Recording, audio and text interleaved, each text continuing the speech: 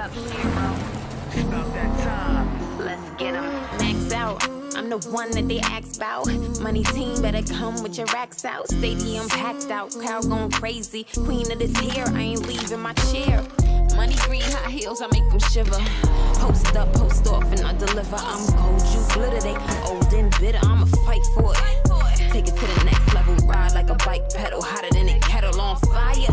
Stand back and admire. Winning this game and I'm taking the empire. Time to start the show, ready now, fire. Revolution, I'm here with the solution. Top contender, I'm the one they keep choosing. If it ain't me, I'ma need you to tell me who then. Fiction time, kick 'em out and I'm a moving.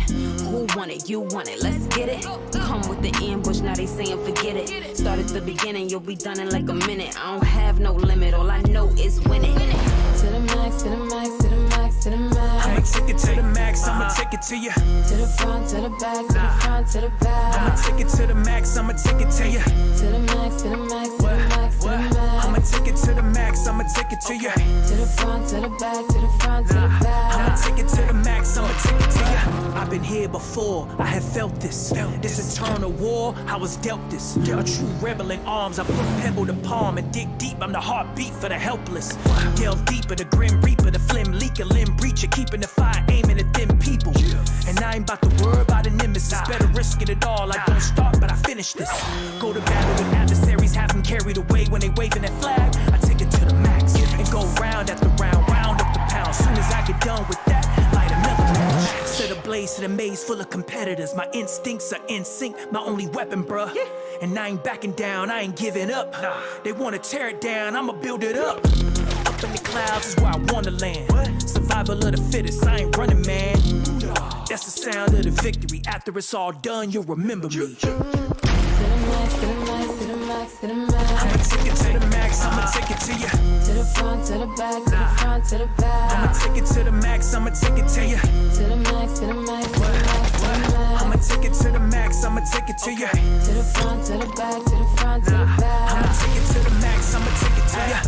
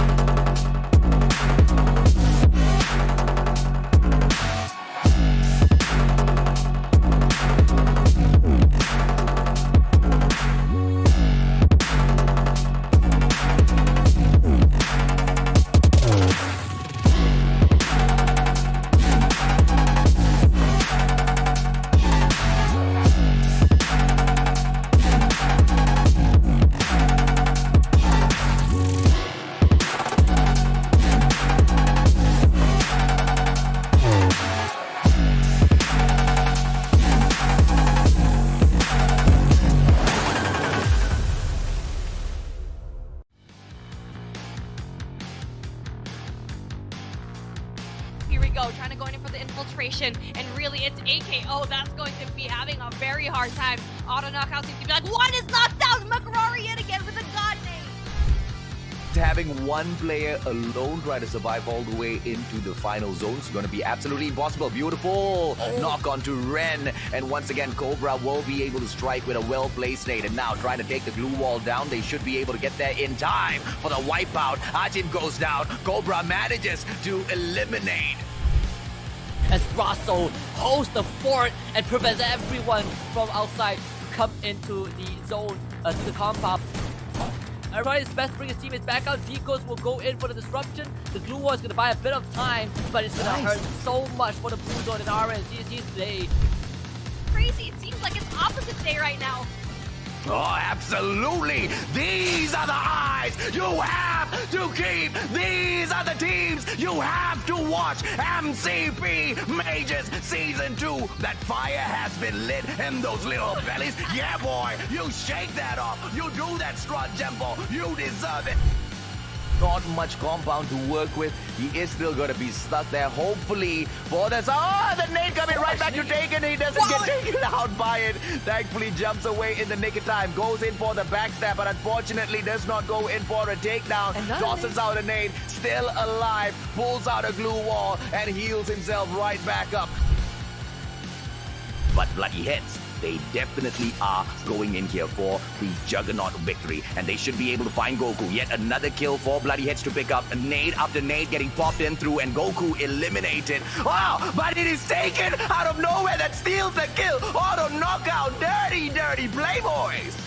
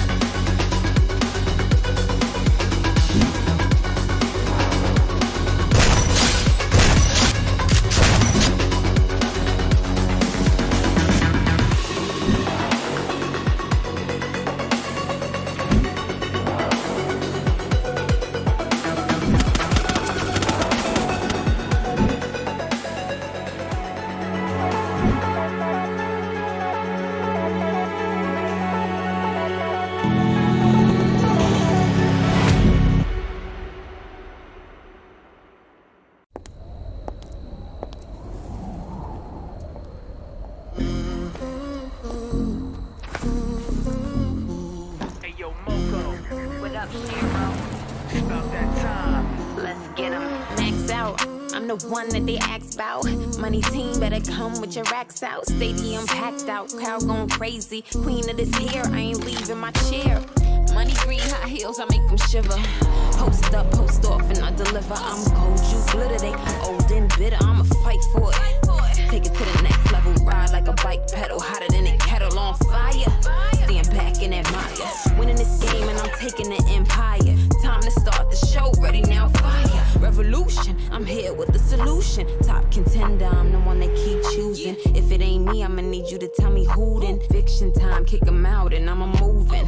Who want it? You want it, let's get it.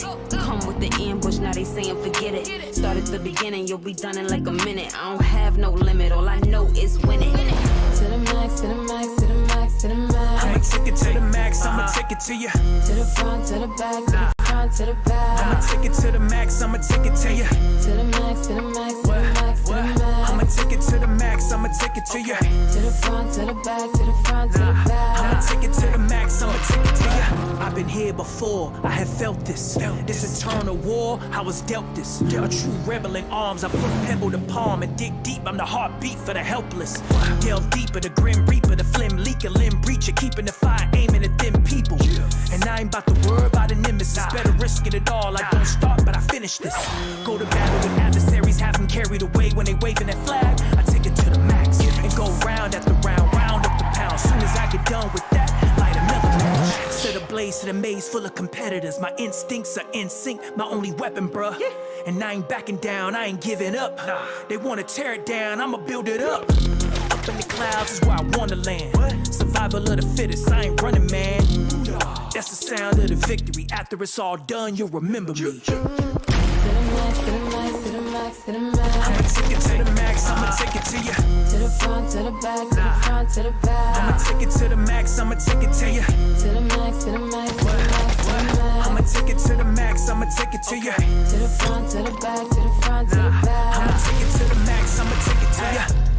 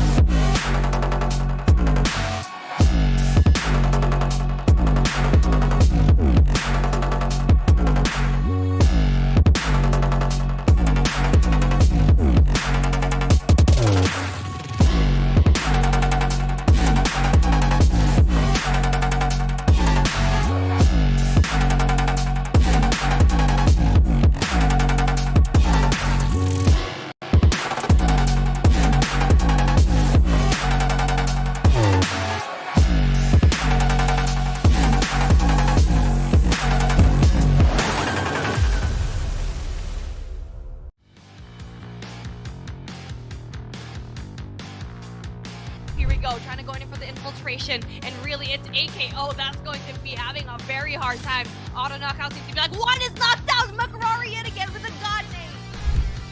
Having one player alone try to survive all the way into the final zones is going to be absolutely impossible. Beautiful knock onto Ren, and once again Cobra will be able to strike with a well-placed nade, and now trying to take the glue wall down. They should be able to get there in time for the wipeout. Ajin goes down, Cobra manages to eliminate.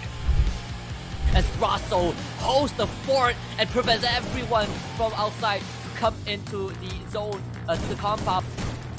Everybody is best to bring his teammates back out. Decos will go in for the disruption. The glue wall is going to buy a bit of time, but it's going to hurt so much for the blue zone and RNG's today.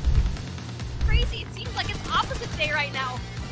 Oh, absolutely! These are the eyes you have to keep! These are the teams you have to watch! MCP Majors Season 2! That fire has been lit in those little bellies! Yeah, boy! You shake that off! You do that strut jumbo! You deserve it!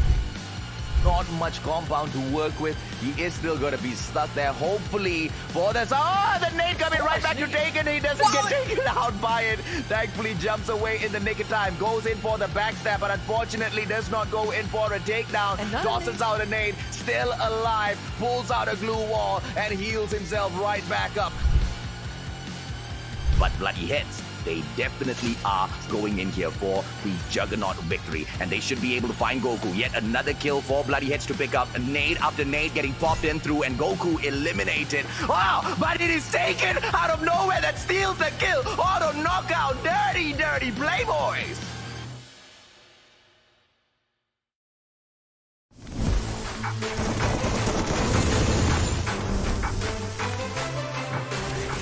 Triple kill. Shut down.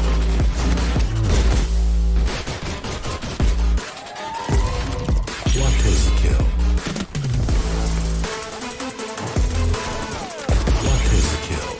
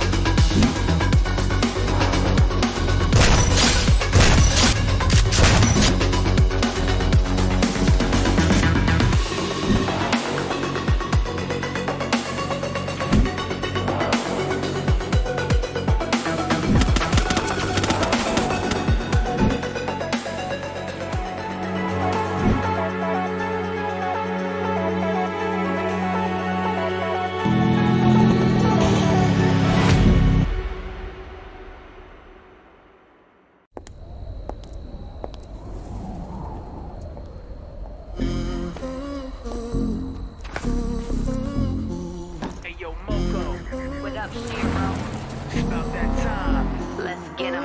Max out. I'm the one that they ask about.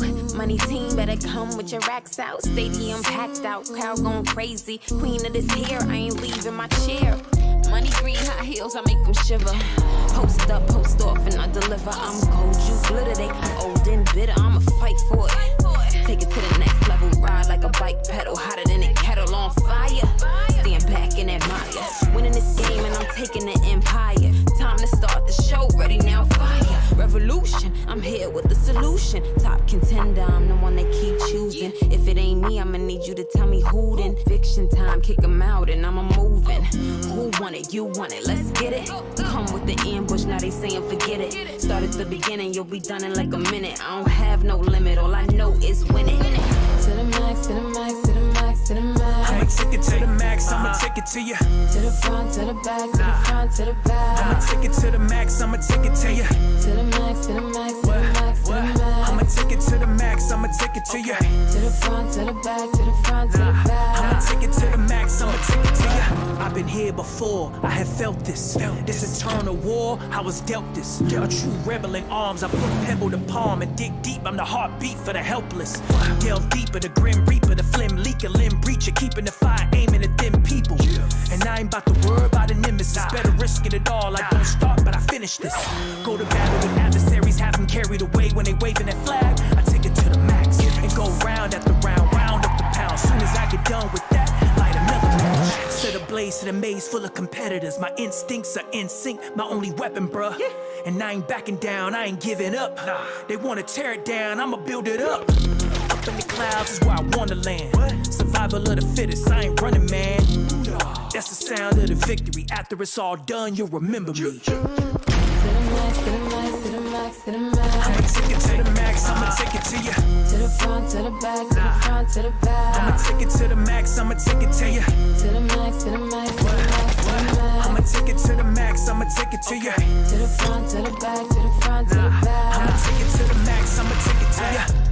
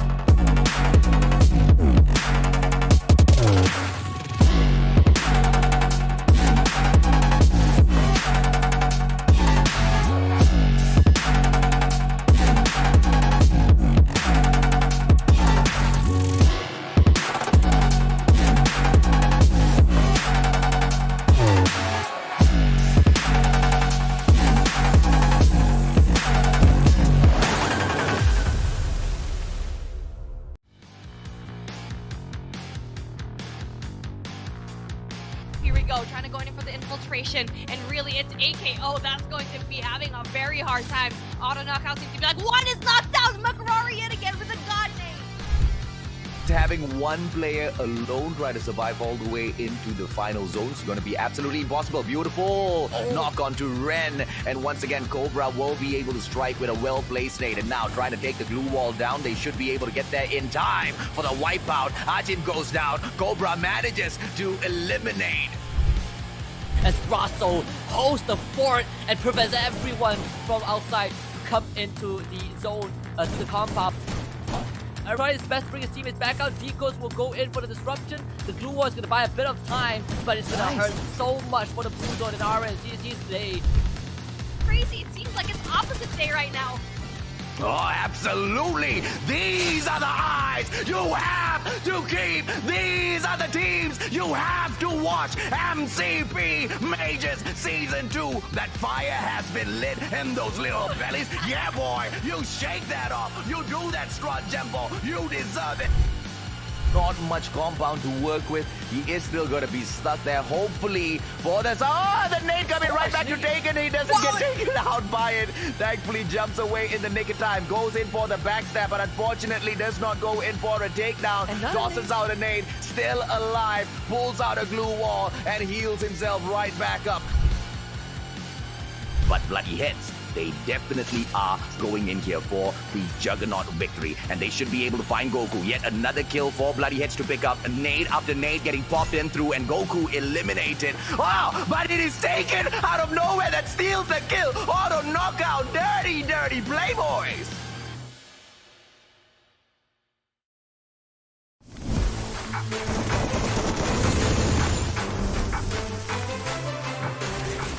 Triple kill. Shut down.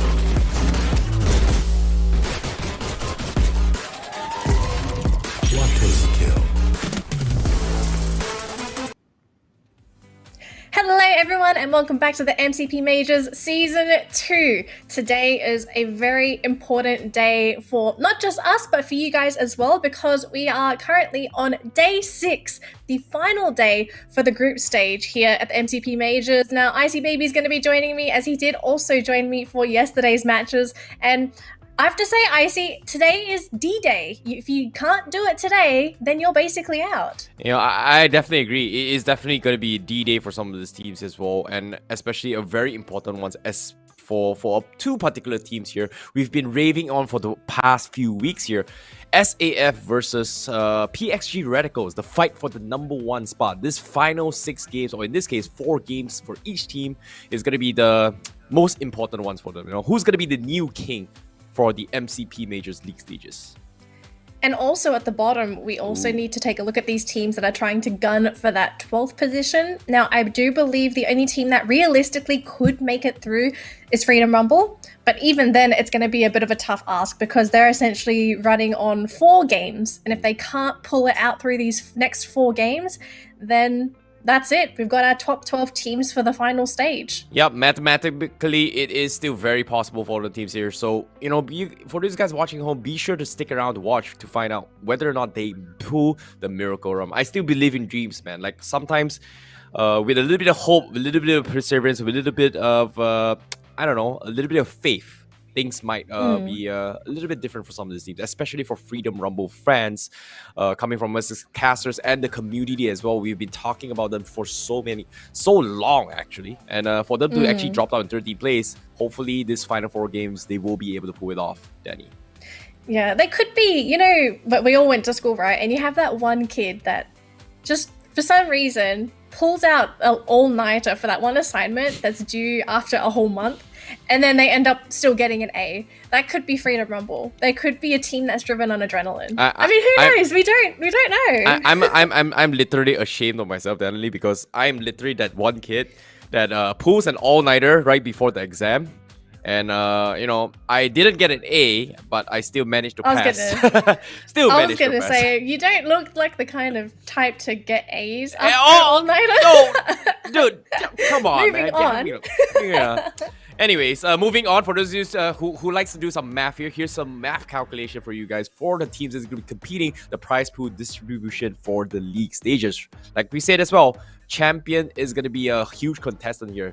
The first place is going to be walking away with $2,000 US. The first runner-up, 1,800. Third place, 1,600. Fourth place, 1,400. And it hits all the way down towards 6, 7, 8, and 9, where 7 and 8 and 9, they will be sharing $800 US.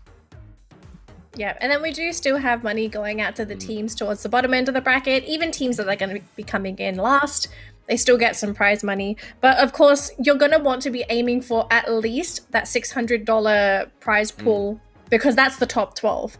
Because if you can make it to the top 12, then this is going to be the next stage that these teams are going to be competing for. And they only have 1 day of play to compete for that first place prize, which is $15,000. Yeah, no, I must say, you know, now that you mentioned that about towards the final stage here, everyone is guaranteed a minimum $400 US when they make it. But of course, the lucrative first place here, $15,000 US is going to be the eyes on the prize. And currently, based on our league stages performance, SAF as well as PXG Radicals seems to be the team that is potentially going to be gunning for the prize pool. But anything can happen, you know. It's all super unpredictable at this stage, you know. It's all about perseverance. It's all about experimenting. Or it's all about refining your tactics. And I must say, you know, this is going to be D-Day for actually everybody, you know. The top 12 making it as well. Maybe even the top contenders who are still experimenting on their strategy here.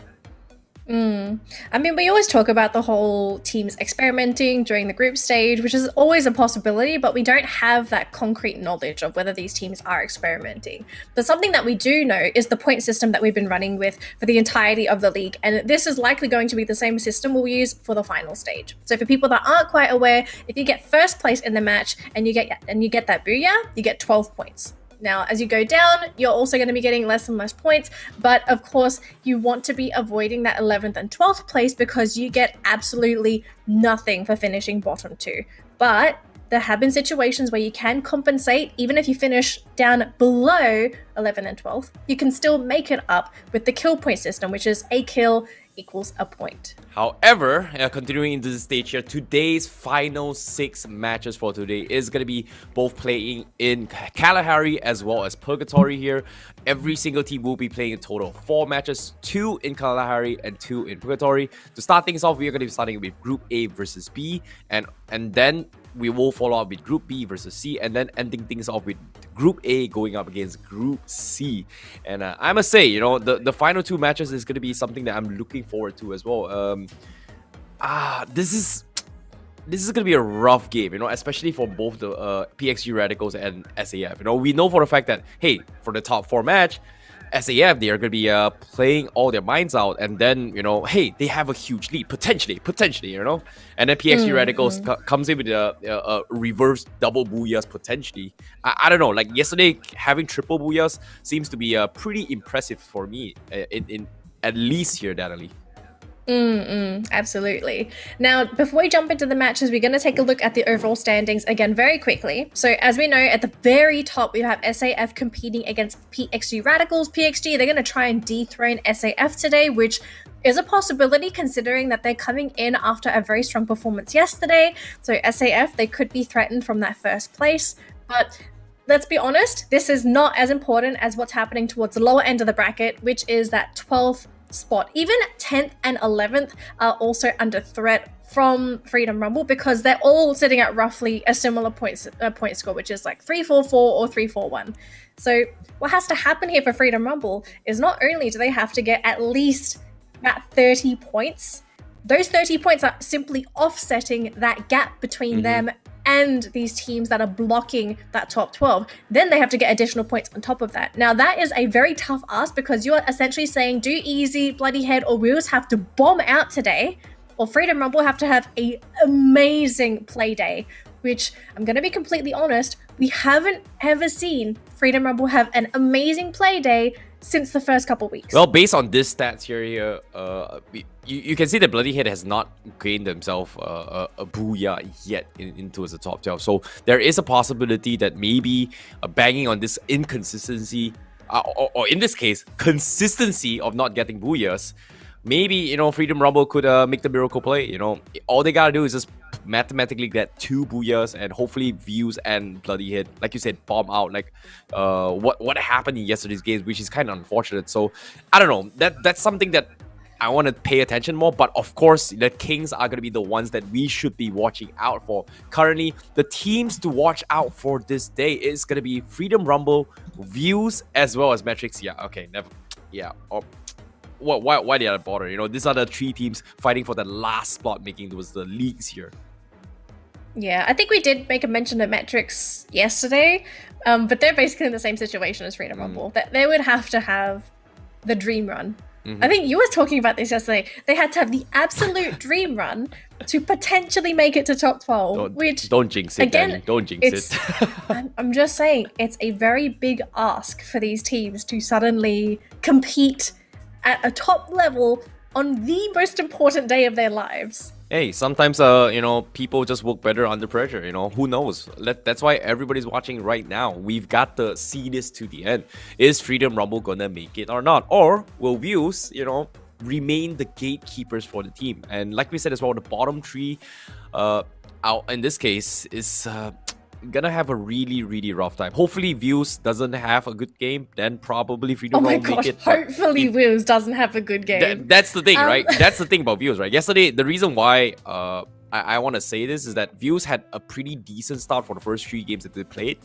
In the final game yesterday, I had no idea what was going through their minds because they went all in and they just got completely shattered by Argon MY in that final jump, which is kind of weird considering that they could have just conceded that fight and just, you know, play a better placement instead of overextending themselves out in the open and get heavily punished out for no reason. Maybe they were just confident they could have already secured that spot, but based on the mathematical possibles, anything is possible. And I feel like those who are in the top 12, they gotta play a little bit safer. They gotta play consistent and still rack up some points to kind of pull away from the lead. Yeah. Well, it's going to be up to the teams for their performance. But of course, one thing for you guys at home is that later on today, we're going to be announcing the code for our giveaway today. As you can see at the bottom, we've got the Winterlands gun box. We've got 2 of them as well. So make sure you come by the stream, stick around. We'll be releasing the code several times today. And then, of course, you can claim them. Just remember, these codes are not first come, first serve. You can share them with your friends and family because everyone that types in this code will be able to claim it. So make sure you stick around because we've got some plenty of free goodies to give away. I can't wait to see what we give away during the finals day. Like, you think on the finals day it's gonna be like the biggest goodie? Yeah, they're giving away a brand new phone, you know. I hope so. I hope so. No, I need a new phone. You know, not gonna, you know, Oh maybe my gosh. even I don't know, like some really good, you know, cash prizes that you can probably be enough to get yourself a new phone. Maybe. I'm just hard selling maybe. here, you know. Hopefully we get a new phone. That's the third time I'm saying it. Okay, third time's the charm. That's it. Okay, you know what? It's fine. I'm going to stop you right there because I do believe we're about ready to jump into our first match. It's on Kalahari. It's going to be Groups A versus B. So, of course, we have to pass it to our wonderful casters for today. It's going to be Hauler and Husky. Take it away, gentlemen. Thank you, Daniely and ICBaby12. Yes, it's great to share the final day of the group stage with you, Hauler. And of course, my name is Husky. We're about to bring you guys the final 6 matches before we look at who is going to be the top 12 teams. Moving into the grand finals, 2 quick things I have to mention. First of all, I have not heard of any tournaments that give away cash prizes for their lucky draws. And second of all, Isaac Newton once said, gravity pulls things to the ground, and I think when he discovered that, he did not foresee that Freedom Rumble would fall from grace all the way from top 5 to 13th place. So today, I want to hear which one you're more excited about. Who is going to be the new kings, or who is going to make it to top 12? I mean, it's just hard to pick out one guy, I think, at this point. I think that you're looking at about 6 teams that are fighting at the bottom right now for that 12th spot. There's a lot of teams that are in. Argon Malaysia had a monster day yesterday with 49 points. They moved 3 places into 9th place. But Do Easy, Bloody Head, Woos, all of these teams are within literally 6 points of each other. It's crazy right there. Then Freedom Rumble, as you mentioned, they did fall from grace. They have about 314 points. They have a bit of a height to basically climb in terms of this mountain that they have, because they have only 314 points. They need to get to 341 just to get ahead of Woos, who are in that final 12th position. Now, we did show metrics as part of the teams to watch for the top 3. We do need to be careful about them.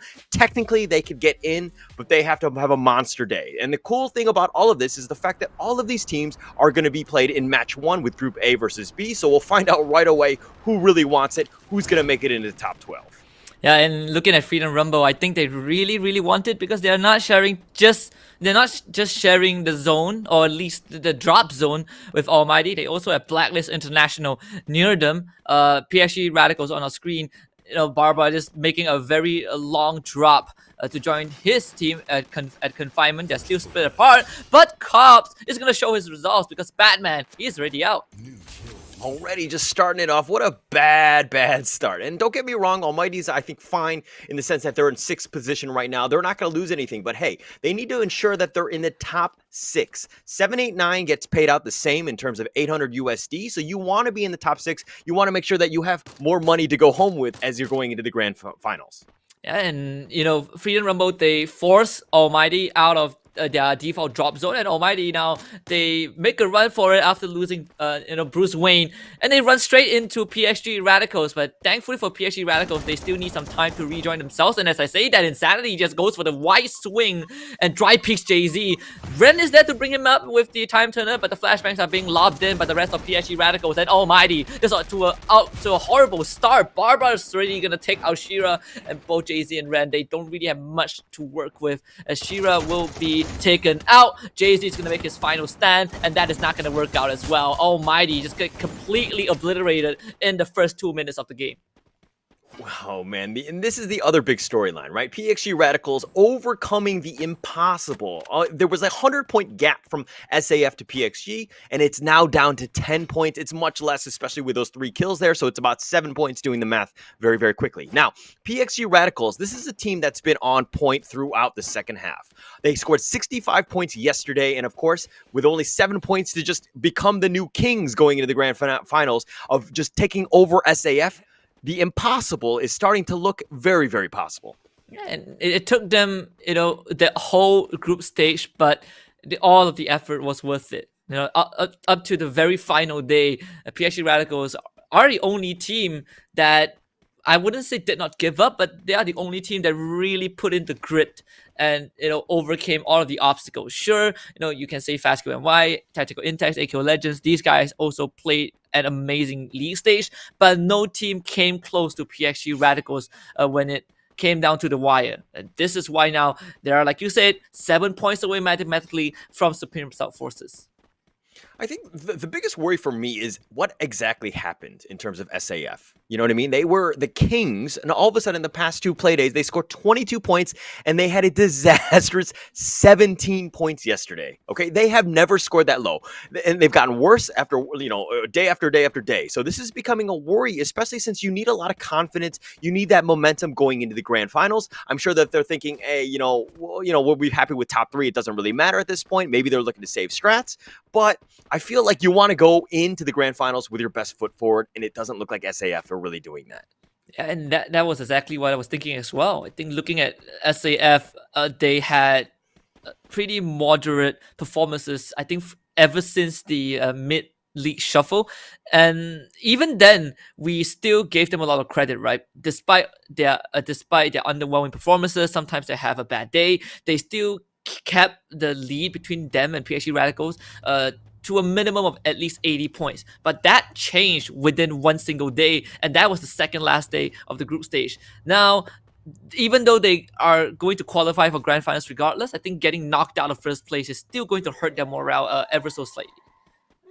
I wonder if it's those things where, we lost first place or whatever, and maybe this will turn up the whole anger level, right? And then you start to go a little bloodthirsty. Maybe you can just kind of help yourself get motivated for that grand finals, because sometimes when you're coasting too much, then you don't, you kind of take your foot off the gas. Things get a little bit easy for you, and you're not really prepared going into the grand finals. Maybe they're setting themselves up for, hey, maybe we need to be a little more competitive. I'm trying to put a positive spin on this. Hopefully SAF will really show up in the grand finals, and especially today, because, hey, each single place that they could potentially drop, and yeah, they can get to second place, but that's 200 extra USD they should be getting. You could be buying a lot more skins. So obviously SAF need to kind of make sure that their foot is on the gas. Yeah, definitely. And I think for SAF, the implications of them losing out first place is there, but it's definitely not as huge as, the teams who are fighting for the 12th spot, right? In Freedom Rumble, this is probably the biggest day. And the storyline of which team is going to end up being the kings, whether it's SAF or PSG Radicals, it is going to mean something in the grand scheme of things. But at the end of the day, these guys are still going to qualify anyway. So I guess for SAF, like you mentioned, perhaps they just need a push in the right direction, and that push is going to come from having their losing that first spot to PSG Radicals. Mm-hmm. Mm-hmm. All right. So for the record, I believe yesterday you called the PXG Radicals was going to overcome SAF. Are you sticking on that hill? Yeah, I'm sticking to that. Okay. All right. Now, in terms of the 12th position, all right, if we're going to look at Argon, Dooeasy, Bloody Head, Woos, Freedom Rumble, and Metrics, I know that 6 different teams. Which 3 do you think will be dropping out? 3 teams. The metrics probably the lowest. I think that Yeah. you know that's the easiest one. But if you had to choose another two, who do you think is kind of like? I don't think that they're as strong. I feel like I think Wheels. I don't know. I still feel like Freedom Rumble is probably on my list. Like, not to take anything away from them.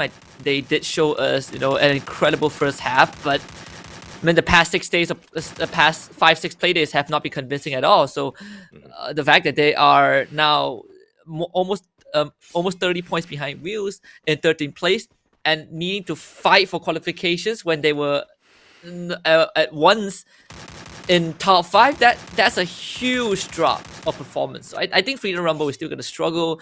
Obviously, if they qualify, it would be a tale to tell for the grand finals. But I am still not super convinced after seeing their performances so far. All right, so okay, Freedom Rumble. I hope you're listening because Husky's putting you on full blast right now. Husky, where can they find you on social media so they can kind of reach out to you and talk about this? Find me on Facebook, Instagram, Twitter @Husky. You know where to find me. All right, awesome. All right, so we're gonna get into this one. Obviously, I do agree with you. I think Freedom Rumble have a huge mountain to climb at this point. I think it's gonna be very difficult. So I think it's gonna be more interesting from the Argon, Malaysia, Do Easy, Bloody Head, Woos. Which one of these ends up being on top of all of them? Considering there's again the 6-point difference, which is actually quite crazy at this point in the league. Yeah, and one good game can really change the tides for either of these teams, right? Maybe for teams like Do Easy or Argon MY, it will widen the distance from 9th to 10th or 10th to 11th. In terms of prize pool, it won't really change too much, but at least it gives them that sense of security and allow them to breathe a sigh of relief knowing that they've already made it to the grand finals. But on the other hand, you give Freedom Rumble a good game, and if they start taking out teams like Bloody Haze or Do Easy or Argon MY while surviving themselves, that is going to be quite an issue because Freedom Rumble then will have a lot more chances of making it through. They still have 4 more rounds to work with. They are, just hovering outside of command post. That is where Bloody Haze likes to hang around. So Freedom Rumble has challenged BH in this compound on multiple occasions, and most of the times Bloody Head have won. So let's see if FRU can change that. And I hope they do. But okay, going into the last day, you literally have 4 more matches. This is it. Are you looking to go more aggressive? Are you looking to be more passive? Like, are you again just kind of going with the flow? Like, how would you play it? I think depending on where I am on the leaderboard, right? If I'm free in a rumble, perhaps I would just do what they did. I mentioned in the interview, just play for placements. The kills will come with it because you eventually have to fight to get that booyah. But it seems like Bloody Head are going to win out, at least on the initial trade. That first contact is working in their favor. They're already down 2 members of FRU. Those guys get picked back up, but instantly gets knocked back down once more. Mark and is also going to knock down Apam. That's going to be 2 guys of Freedom Rumble out of commission. They will take some time to recuperate, but I don't think they're going to stand up for long because ZJ is going to land that first kill. Yeah, and Insanity actually got a triple kill throughout. He's definitely someone you need to watch out for. This guy is just a stone cold killer. That said, PXG, they're kind of stuck in a corner. That motorcycle's on fire. The glue walls are starting to expire, and they're kind of on the wrong side of this cliff here as they kind of need to wrap around. Barba's getting some shots in, and he's completely by himself. Freedom Rumble has now been eliminated. That is a bad start for the first game. Definitely not what they wanted. This is every single game counts. They cannot make mistakes, but getting knocked out in 10th place doesn't help with that at all. Blacklist International though, making life super hard for PSG Radicals. In fact, they also got the Wonder Boy Ray Mel on his knees, which means Tanamo is going to be the last guy alive and up against the entire squad of Blacklist International.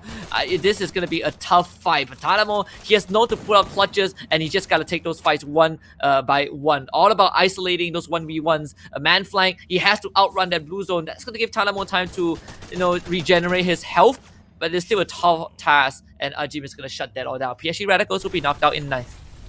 Yeah, that's actually pretty crazy. Blacklist International, this is a top 3 team earlier in the league, and they've kind of fallen from grace. They're in 8th place now. They dropped 2 spots even just yesterday with a somewhat poor performance of just 20 points. But hey, if you're able to take out PXG, one of the big dogs in this race, you're going to have a good time. And this is a good start to Blacklist International. Yes, they're 8th, but they need to get into maybe 6th place just so that they can get into the money. The extra $200 is going to be a big one for them. So they do have some sort of incentive to keep on playing, making sure that they're there. But Freedom Rumble eliminated early. That's the big one right now because, Metrics is kind of like, okay, Freedom Rumble's not able to make the move, but what can we do? Metrics are still in this one. They still have a chance, but we're going to have to see how this one plays out.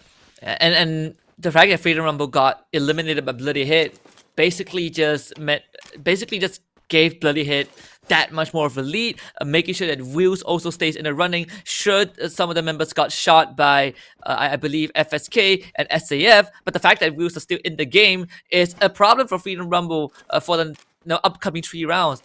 With PXG Radicals out of the picture, though, I think SAF would also feel a bit more relief knowing that at least now they have a chance to extend that lead in the first place a bit more. Yeah, I think SAF's strategy is just about placement points, right? You don't have to kind of do anything risky. I mean, all you need right now are the for sure points, and if you can do that just by staying alive, you're good. But MTX, look at this elevation. They're just raining down on fast kill and trying to do as many kills as possible. They've gotten 1 so far. That blue circle is starting to close in, and Woos have to make a move, and they're trying to kind of get third party through all of this. There's FSK running in, and MTX are just happily shooting fish in a barrel. Yeah, and let's see how many points MTS can do. The more they get, the better it is. But at least Wheel's going to wipe out the entirety of FSK. That's going to be 3 points that MTS will not be able to get. But they might be able to salvage some of them by eliminating the members of Wheels. That grenade just goes a little bit wide. But Wheels being on the low ground is going to make them really easy target for Metrics if Metrics commits to it. But they also have to be careful though, because on the other side, there is SAF and Argon MY. They are kind of on that high ground, pincering Metrics. Yeah, look at Do Easy and Bloody Head's kind of in a bit of a skirmish. They're kind of running around. Sia is kind of all by himself, not looking to support his team for some reason. But Phoenix, again, just by himself, just trying to stay alive, trying to get as many points. But Ipan with a nice knock, he should get the kill. No, but the glue wall is on point. And I think he did get to secure the kill in the end as he's got 1. But Do Easy with 3 kills to kind of start things off. There's 7 teams left at 13 minutes. Best possible weapon that iPads could have gotten for this high ground hold on Refinery, right? You drop the glue wall, that thing goes just penetrates the glue wall regardless. So the only weapon that can kind of wall bang enemies through their utilities, and that was it. So nothing much that a Bloody Head can do in that situation. They would just have to surrender that 1 member and leave the rest to their own devices. This is going to be a tricky circle though. There's a lot of high to low ground, and you have that kind of a valley in the middle of 2 mountains. And so whoever is on whoever has those vantage points is gonna have a bigger advantage. SAF desperately trying to run on this high ground to take control of at least this part of the compound to make sure that they have a better fighting chance, but it's not gonna be easy.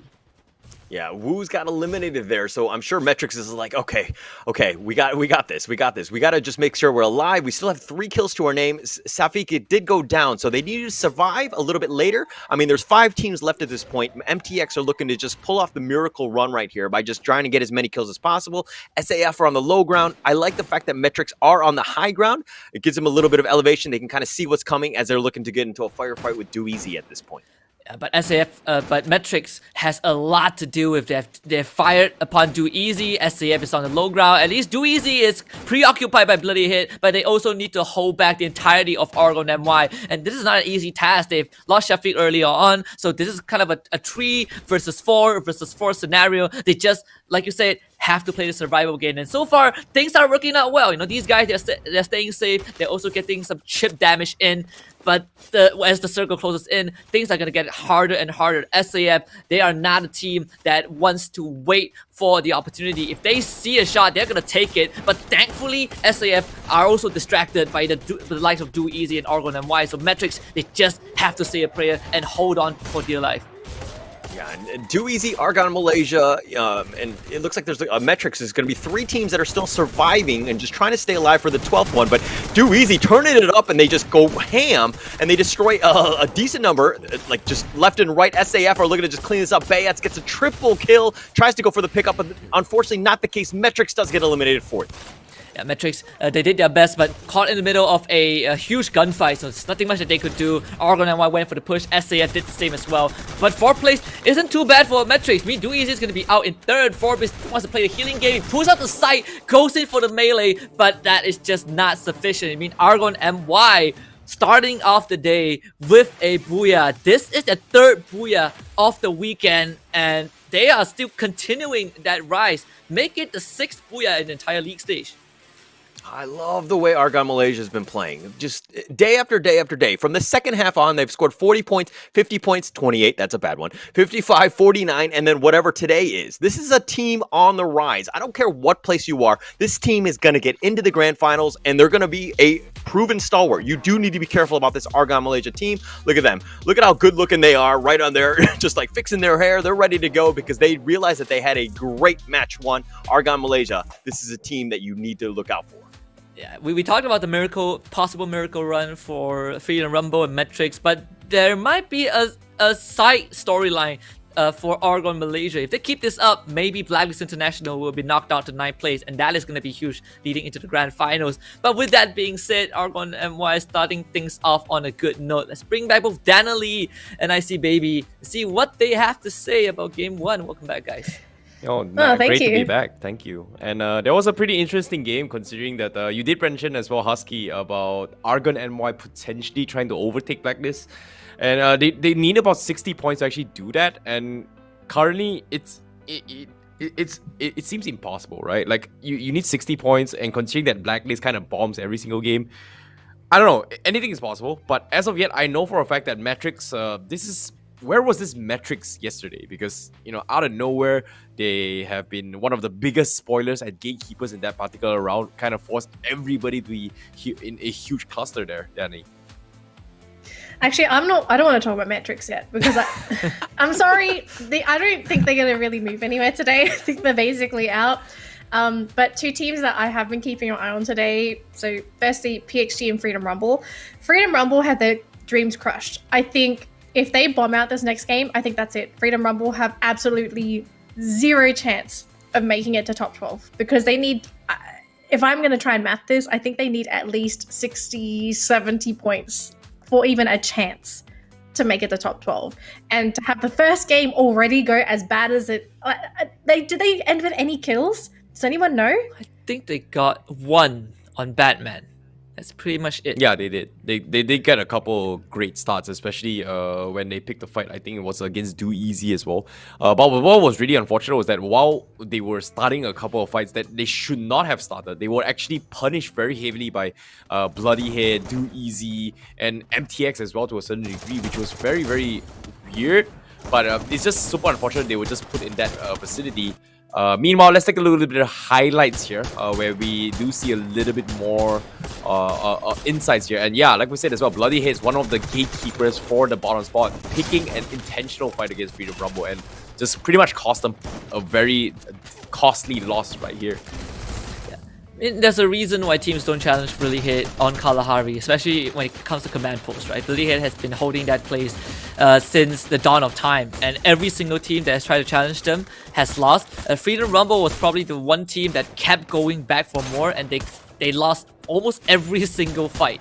So Bloody Head is making life tough for Freedom Rumble. I agree with Dana Lee. One more bad round, and we can kind of officially wave goodbye to FRU. Yeah, overall in general, aside from Freedom Rumble, SAF has been pretty consistent thus far. Not exactly sure what happened to PXG Radicals.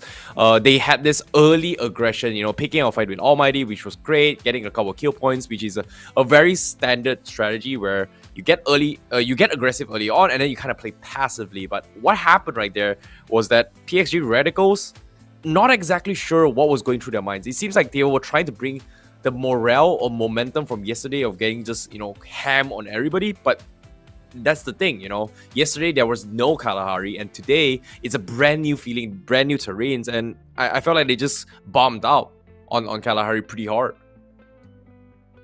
It's probably just the nature of Kalahari. I do remember during their tea time that they did say that Kalahari is their weakest map.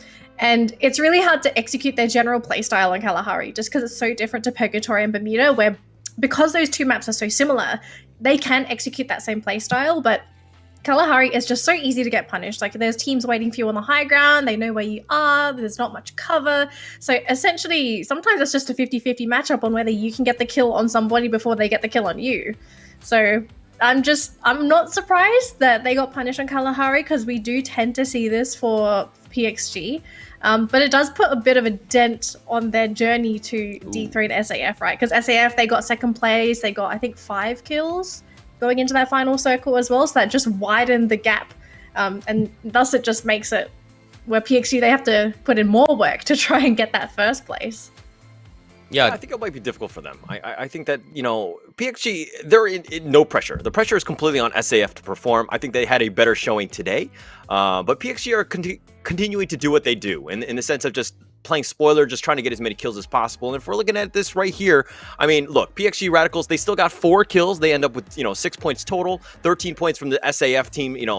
They only had 4 kills as well, but they had better placement points. They're surviving to second place there. So in terms of putting the heat on SAF, you're doing that. PXG just continuing to do what they can in terms of that. But look at this. Do Easy, first place with 16 points, 8 kills. Argon Malaysia, yes, they got the booyah, but they were kind of passive, and they just ended up winning it because maybe a lucky circle or whatever, and only 3 kills. But if you're looking at the rest of the kill spread, it's spread throughout. So this is a good sign, at least going into today. You're going to see no team just hoarding everything. It's going to be a spread throughout. But again, we're going to have to look at the bottom. Freedom Rumble, I'm worried about you. Woos, I'm worried about you. Metrics, kind of picking it up. And I mean, I don't know if they have a chance, but they're trying to do their best. Yeah, I definitely agree. Metrics, it seemed like they were trying a beginning of the miracle run if they got the booyah, but unfortunately they just did not have enough kills. And I perfectly agree. As the game goes by, getting lesser and lesser games, the cruciality of just getting the booyah, not just the booyah, high kill volumes is very, very important this final few matches. And like we said as well, mathematically, one whole day getting 70 points, pretty hard to do. However, for those guys watching at home, be sure to stay tuned to the stream because we are going to be giving away 2 Winterlands gun box later. So be sure to tune in to wait for the code,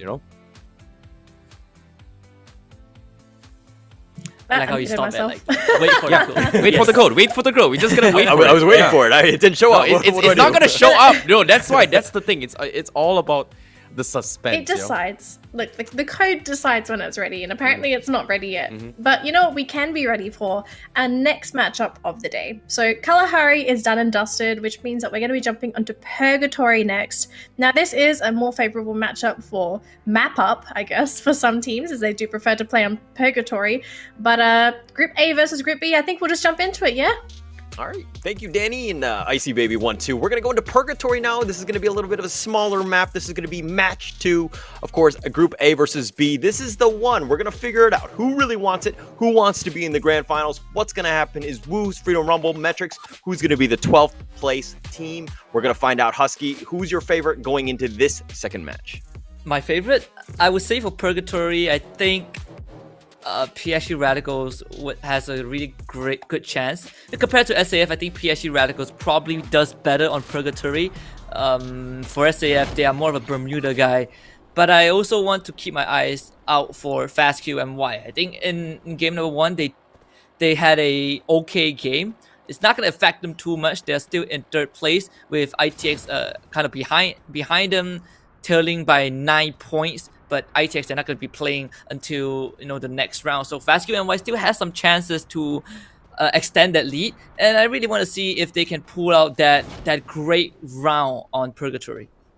Yeah, this is the time, and you're going to start to see this. I think Fast Kill Malaysia, I mean, they were kind of an average game, I would say, but this is the 3rd place team. You see that this team just kind of tears things up. But the problem is that Tactical Intex, who are in Group C, they will be playing later today, they're hot on the heels of that 3rd place position. We're going to have to find out if, Fast Kill Malaysia can keep up the momentum as they go into this one. But Freedom Rumble here, we're going to take a little view here. They're right next to Almighty. Batman is nearby. Shira, Jay-Z, Ren, all of those guys are in the next building. Drags does see them, but I don't think he wants to give away his position as he's looking for hopefully some sort of a clean shot on this team right here.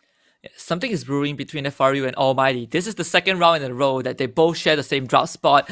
I don't think I've seen this happen throughout the group stage, at least not as consistent as this, right?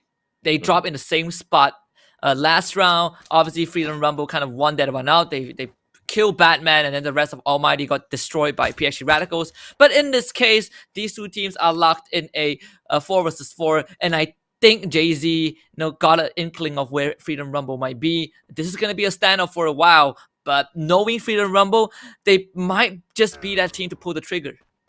Yeah, I think they need to. They need to turn something up. Something is not working for them. I mean, it's like 32 points behind Woos. They need to ensure that they get some kills. That's going to be the biggest thing. Placement points might be a little unlucky at times. You might get eliminated early. That's unfortunate. But hey, destiny is in your hands, so to speak. And you got to control that by taking out as many people as possible. You got to be a little bit more aggressive. You got to change things up.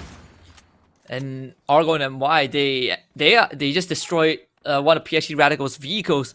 So you can see that they are feeling super good about themselves, right? Yesterday, they closed their day out with 2 consecutive booyahs, and then they just got the first booyah of today. And they are feeling super confident. Like you rightfully pointed out, these guys are on the rise. We love how they play. They are so close to, rising in the leaderboard. They're in 9th place right now. It is not impossible for them to go farther into 8th or 7th place. Mm-hmm. And yeah, they're on 9th position right now, but this is a team that, hey, when the top 12 happen, no one really wants to fight Argon Malaysia. I think that that's going to be there, especially with how many booyahs they got. I mean, this is a team that is mechanically sound. They make very good decisions. They've been surviving throughout. Again, this is just not a team that people want to get in, but it looks like Cobbs throws in the grenade. Actually doesn't do too much damage. He does a little sneaky grenade. He runs away, but he's outside. He does need to be a little bit careful here. Cobbs is looking, trying to maybe find a shot onto Apam. He's not able to draw a bead, though. And just as we predicted, Freedom Rumble will be the team that pulls the trigger first. Knowing how passive some of these members on Almighty are, especially, Batman, I think Freedom Rumble, they're just going to try and capitalize on this. See that Cobbs has his sight out. Maybe he's going to try to go for those one-hit knockdown. But Freedom Rumble, they kind of have Almighty all surrounded. They have to make it quick though. Metrics is nearby. They might hear all these gunshots. So Freedom Rumble, it's time for them to execute the push. Oh, they heard the grenade and they want some of the action. Metrics need some points as well. They are desperate and hungry, and they need to figure out how to get some points, how to catch up so that they have a chance for the 12th position. So they're looking to just find what they can. But Almighty kind of huddled up in that corner there, just not really doing much. But they're just trying to survive at this point, maybe hope and pray that these guys go away. But it doesn't really look like anything can really happen. But Drags gets a nice little knock there. So he got it from outside, and it looks like they're going to try to storm the building, but Time Turner's going to be used, and Vegeta's looking to just get some shots in. Nobody's going down. Batman's getting a little bit low. They do need to be careful here, as it looks like Jay-Z does get knocked in the end. Yeah, and Metrics, they've been waiting for this opportunity. They see the kill feed light up with Almighty members. As AMT, they get eliminated, but as Freedom Rumble tries to recuperate, they hear the nades being lobbed in, and it's Metrics' turn to make a difference. If they can take out Freedom Rumble, they not only crush FRU's chances of making it to the grand finals, but they also keep themselves alive for a bit longer to have that chance of a miracle run. This is not going to be easy though. Freedom Rumble, they need to win this fight. That was one step of many that they need to do. Now they're going to look to just clash with Metrics here. Freedom Rumble and Metrics going at it. Who wants to be top 12? We'll figure out as whoever ends up surviving this little skirmish here. But Metrics, Xbox goes down. Rin is getting a little bit low. He's trying to just shoot it out. And Freedom Rumble gets eliminated. Metrics with 4 kills. That is massive for them. They need to surpass Freedom Rumble and hopefully get into that 12th position where Woos is standing. Yeah, and Freedom Rumble is unfortunately, I think it is safe to say that their hopes are dashed, because they won't have enough points to qualify for top 12 unless something changes drastically. Will bombs out for the final 2 rounds, and Freedom Rumble gets a massive booyah for their final 2 rounds. Easier said than done though. Metrics, they've got step 1 done correctly, but now they have to deal with PXG Radicals, and this is just an almost impossible task on paper. To see Metrics, they're desperately scrambling to get to safety. The battle lines have been completely split up. Everyone is running for their lives, as Mantai is going to be knocked down by his own vehicle. Raymir is going to snipe his head off, and PXG Radicals, they're about to clean up shop, and Metrics, despite taking out FRU, now will also face their own demise. Oh, and PXG Radicals, their cleanup aisle too, because they just come on in and they go in for the weak metrics, who were not able to regroup and to kind of get themselves positioned. Woos, on the other hand, are on the run. They do see PXG and they're like, okay, we don't want any of this right now. We are not prepared here. But Insanity, like a crazy man on a motorcycle, he goes right in on them. He's just driving right by. Doesn't actually want to commit for this one. But PXG, the rest of the team are kind of scattered throughout. This is a team just running in pairs at this point, and they do find the last Rin OP from Metrics, and they do end up knocking him out, and Metrics is looking in a bad spot right now. Thankfully, they got one guy out of danger, so at least Metrics can still play for that that placement point. But I know, just to rewind a bit, I think Freedom Rumble had a good chance of beating Metrics if they just play a bit more patiently. Metrics sends 4 guys up the same stairs, and Freedom Rumble decided, you know what, we're gonna send cops into their time turner to kind of 1v2. That didn't work out as we saw. So Freedom Rumble, slight mistake, ended up causing them potentially the playoff runs. And for Metrics, their hopes are most likely dashed as well. The difference being they at least have one more guy, Xbox 77, to play for their placement points. But that's going to be a tall task. Yeah, he's all by himself. This is one of those things where you're literally just hiding in a corner, just praying that nobody sees you. You know, don't move, don't breathe. Just stay away from all these killers, pretty much, right?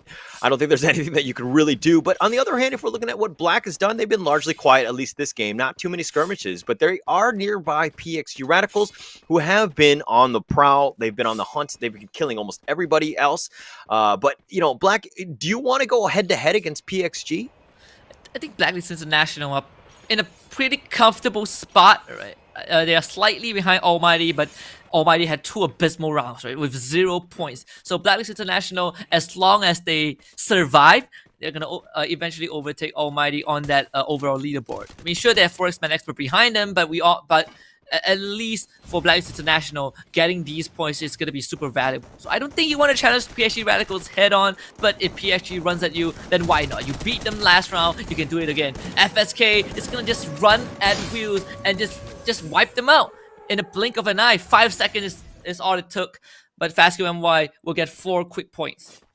Oh my gosh, fast kill right there. They're going in hot and heavy, living up to their name. They're just going aggressive, and they just end up wiping them out. Very nicely played there. Nice little grenades, nice little coverage, just going in pairs, which is quite coordinated, and you know, a really good play there. But if we're looking at, again, Black, we're going a lot. We're showing them. Oh, it looks like he's going to just go in. Glue wall's instantly being put down.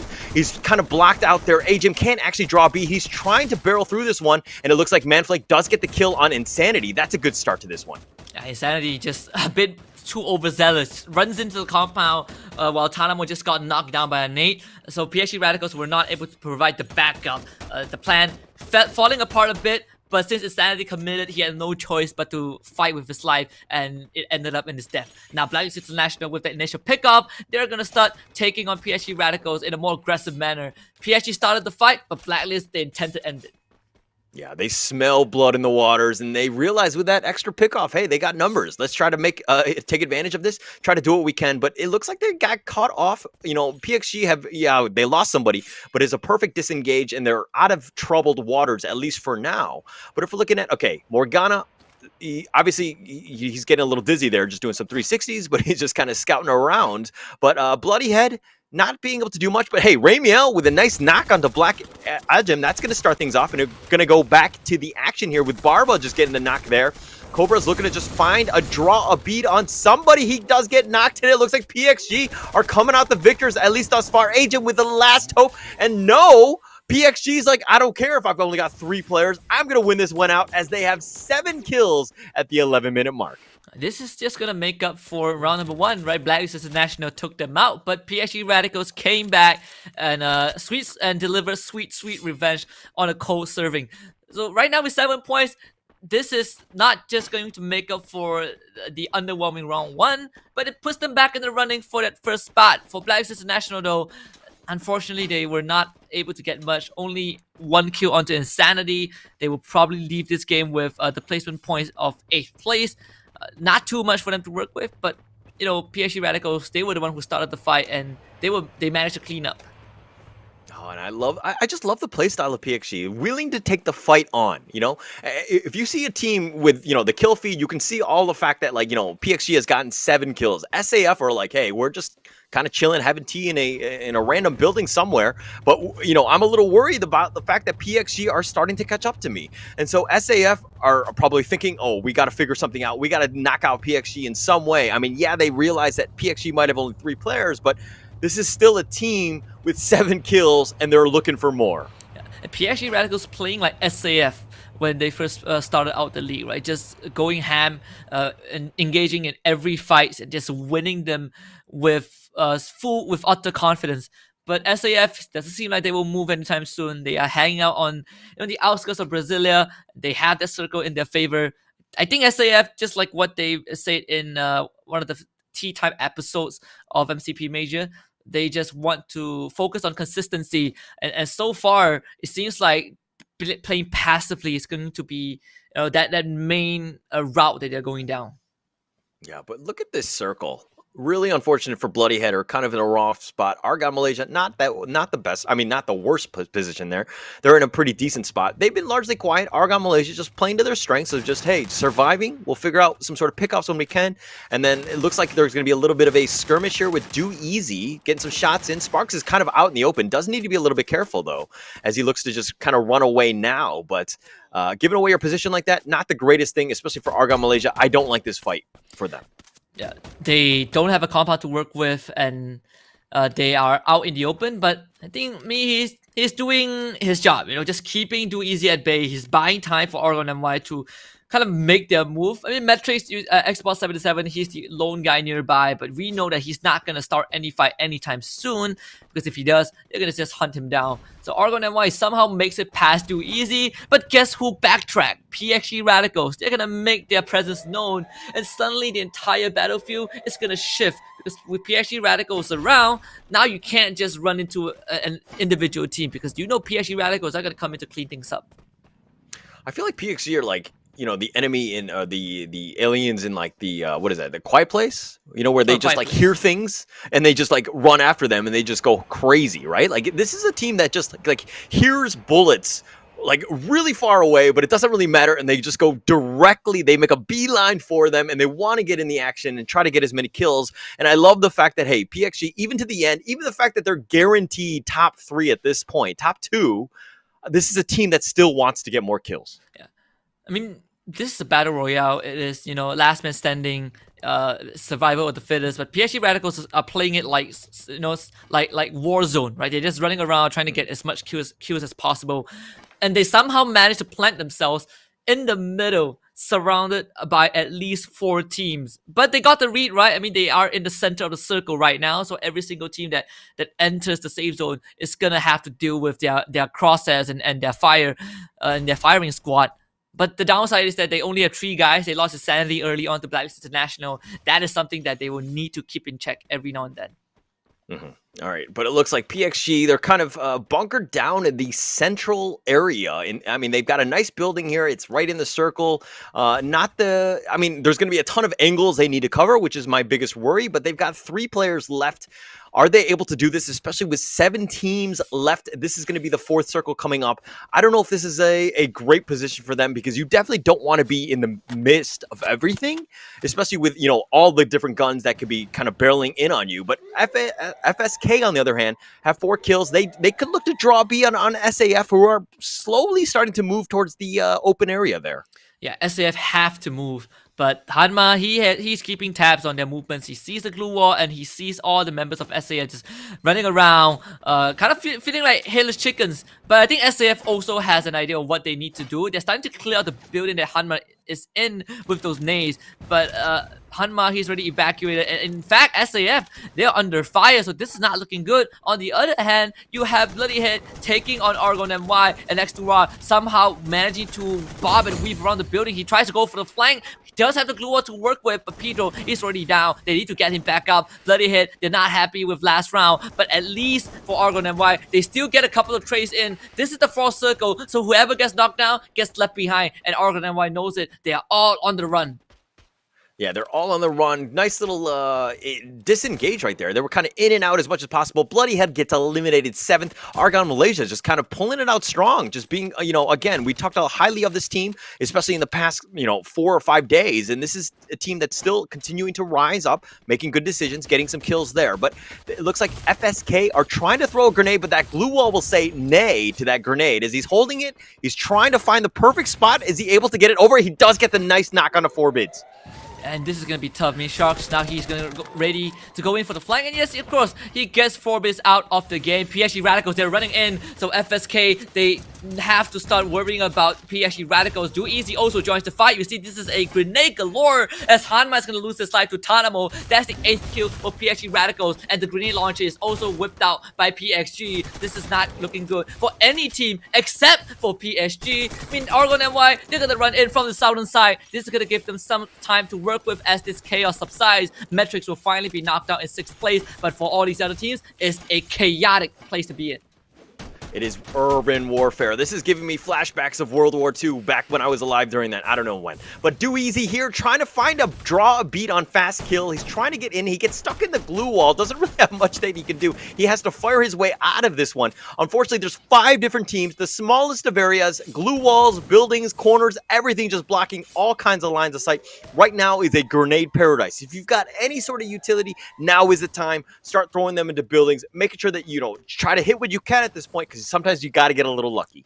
And this is probably the most congested scene I've ever seen in this major. And look at that, everyone is trying to outrun the blue zone, and Argon NY, best possible spot on the other side. I mean, all the other teams are taking each other out.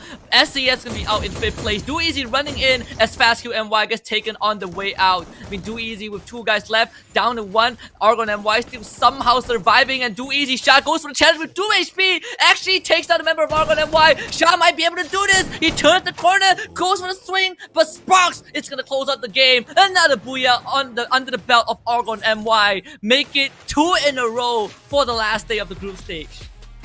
Oh my gosh, Argon Malaysia, I am on this hype train. I am a believer. 2 in a row, 2 yesterday. This is a team that's completely on point. They're consistently doing well. They're understanding just the state of the game. Even frenetic fights that you're seeing, they're able to survive this. This is a testament to the team itself. Yes, they might be a little lucky, but hey, 4 booyahs in a row lucky? I don't know about that.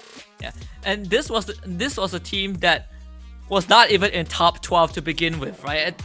For the first 3 to 4 weeks, they were in like 14 to 18th place, and even when they had that 2 miraculous round, I think all of us on the panel agree that yeah, those were just lucky rounds. Argon and Y, they have a long way to go. Look at where they are right now, 4 booyahs in a row in top 12, still kind of climbing the rankings. This is a team that you have to watch out for, and I think both our hosts will agree. Let's bring back Danali and Icy Baby 1-2. I know we've talked about Argon NY just now, but we have to talk about them again. Another booyah on the board. That was a pretty insane game. I'm not gonna lie. Argon MY, it seems like they're fully preparing itself to head into the final stages, and for them to get a back-to-back again on top of yesterday's games, kind of sick. Not gonna lie, kind of sick. I remember we originally looked at Argon MY, and I think a lot of us just sort of shook our heads whenever we saw the team, or thinking, this team's not going to go too far. I mean, they struggled to make it to top 12 at the beginning of the season, and then they've really developed not only their playstyle, but you can see their confidence going into the matchups as well far exceeds what we originally saw. The old Argon MY would wait for that action to come to them, but now we're looking at a team that is more than happy to skirmish, because you can see that they're oozing with not just that confidence, but as they're playing, I just feel like this team is getting more and more skillful. I think that they can easily skirmish with these top tier teams. Yeah, I definitely agree. They have shown signs that they are a team that are not messing around here. We did see a couple of interesting strats from the rest of the teams, which will be shown later on in the highlights as well. But one of the ones that really stood out for me was the earlier engagements. Like by Circle 1, out of nowhere, I have no idea what happened to Freedom Rumble. It felt like they were the biggest magnets of the world. Like they were attracting so much attention.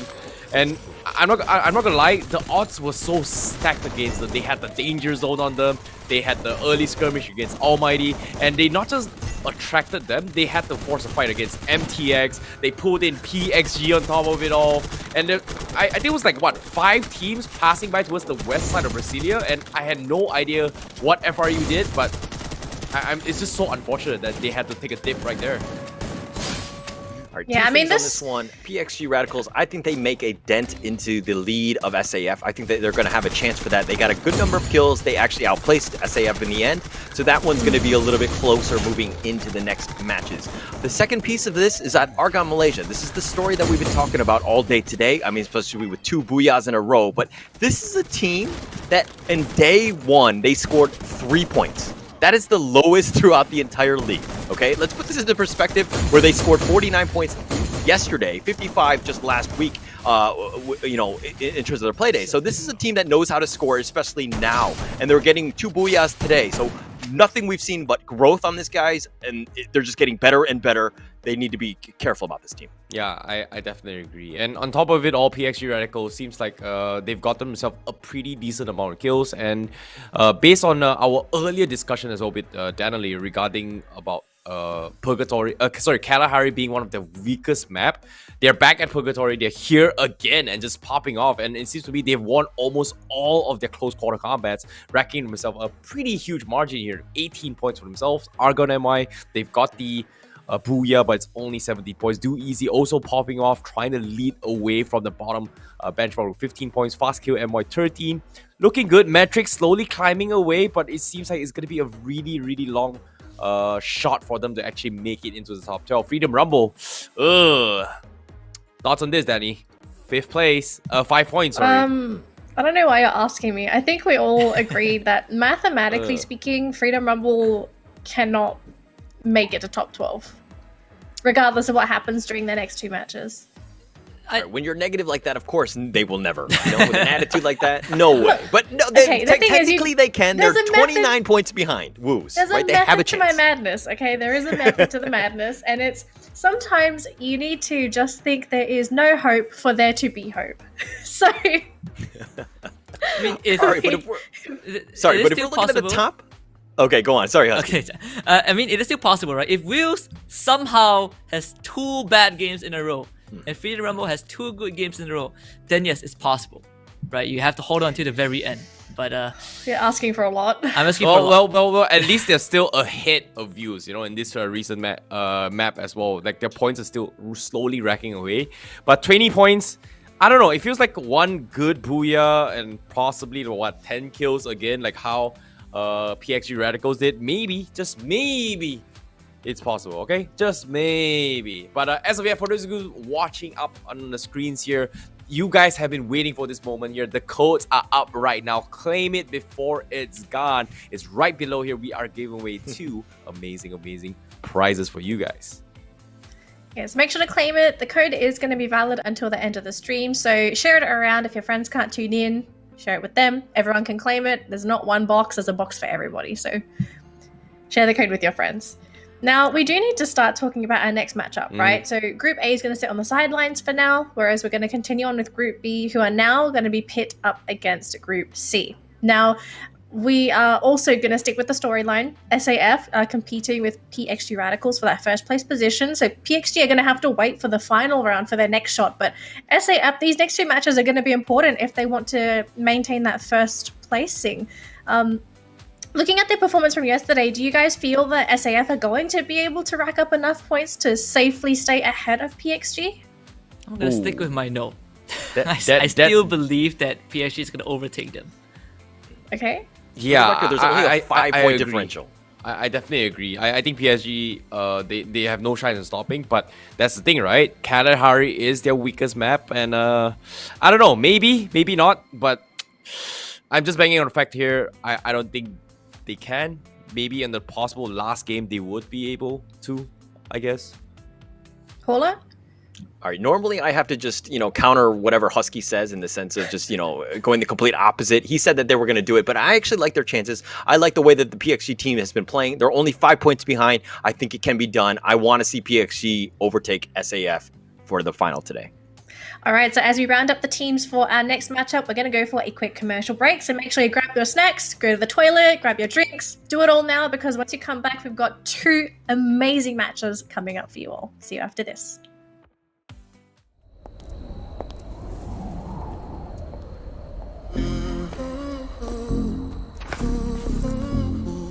Hey yo, Moco, What up, hero? it's about that time. Let's get 'em. Max out. I'm the one that they ask about. Money team better come with your racks out. Stadium packed out, crowd going crazy. Queen of this hair, I ain't leaving my chair. Money green high heels, I make them shiver. Post up, post off, and I deliver. I'm gold, you glitter. They old and bitter, I'ma fight for it. Take it to the next level, ride like a bike pedal. Hotter than a kettle on fire. Stand back and admire. Winning this game and I'm taking the empire. Time to start the show, ready now, fire. Revolution, I'm here with the solution. Top contender, I'm the one they keep choosing. If it ain't me, I'ma need you to tell me who then. Fiction time, kick 'em out and I'm a moving. Who want it? You want it? Let's get it. Come with the ambush, now they saying forget it. Start at the beginning, you'll be done in like a minute. I don't have no limit, all I know is winning. To the max, to the max, to the max, to the max. I'ma take it to the max, I'ma take it to you. To the front, to the back, to the front, to the back. I'ma take it to the max, I'ma take it to you. To the max, to the max, to the max, to the max. I'ma take it to the max, I'ma take it to you. To the front, to the back, to the front, to the back. I'ma take it to the max, I'ma take it to you. I've been here before, I have felt this. This eternal war, I was dealt this. A true rebel in arms, I put pebble to palm and dig deep. I'm the heartbeat for the helpless. Delve deeper, the grim reaper, the phlegm leaker, limb breacher, keeping the fire aiming at them people. And I ain't about to worry about a nemesis. Better risk it all. I don't start, but I finish this. Go to battle with adversaries, have them carried away when they waving that flag. I take it to the max and go round after round, round up the pound. Soon as I get done with that, light another match. Set a blaze to the maze full of competitors. My instincts are in sync, my only weapon, bruh. And I ain't backing down, I ain't giving up. They wanna tear it down, I'ma build it up. Up in the clouds is where I wanna land. Survival of the fittest, I ain't running, man. That's the sound of the victory. After it's all done, you'll remember me. To the max, to the max, to the max, to the max. I'ma take it to the max, I'ma take it to you. To the front, to the back, to the front, to the back. I'ma take it to the max, I'ma take it to you. To the max, to the max, to the max, to the max. I'ma take it to the max, I'ma take it to you. To the front, to the back, to the front, to the back. I'ma take it to the max, I'ma take it to you.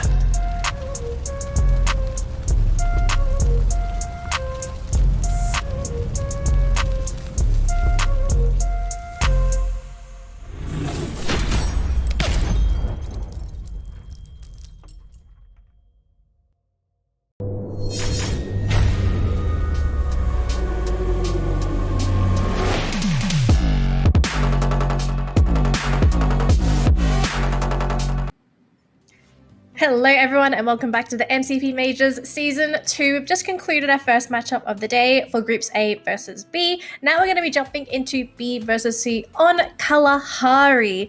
And the race continues for not only the top 12, but also for that first place in the groups, as SAF now need to maintain their lead over PXG Radicals, who look to dethrone our group kings. I mean, we did ask this before the break whether PXG would be able to do it or not, and it seems like so far the majority are saying yes. But Icy, did you say no? Yeah, I did say no, just because of Kalahari. Like, based on the performances for both PXG as well as SAF in Kalahari, SAF definitely stood out a little bit more. They understood that the terrains were very, very punishing, especially when you do not have high ground. So they made a very smart choice of just playing it low key and make it into the top 4.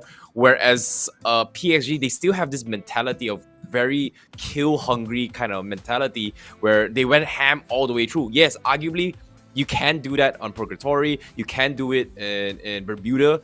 Okay, it's fine. That is their comfort maps. But seeing how they played it as well, you can give a really good idea that PXG, they're very, very good close quarters, whereas long range is just not their forte. So I feel like maybe if PXG has like a pretty decent game in Kalahari, then maybe they will be the ones that overtake. But if Kalahari, they bomb out, I think SAF, they might just take the #1 spot.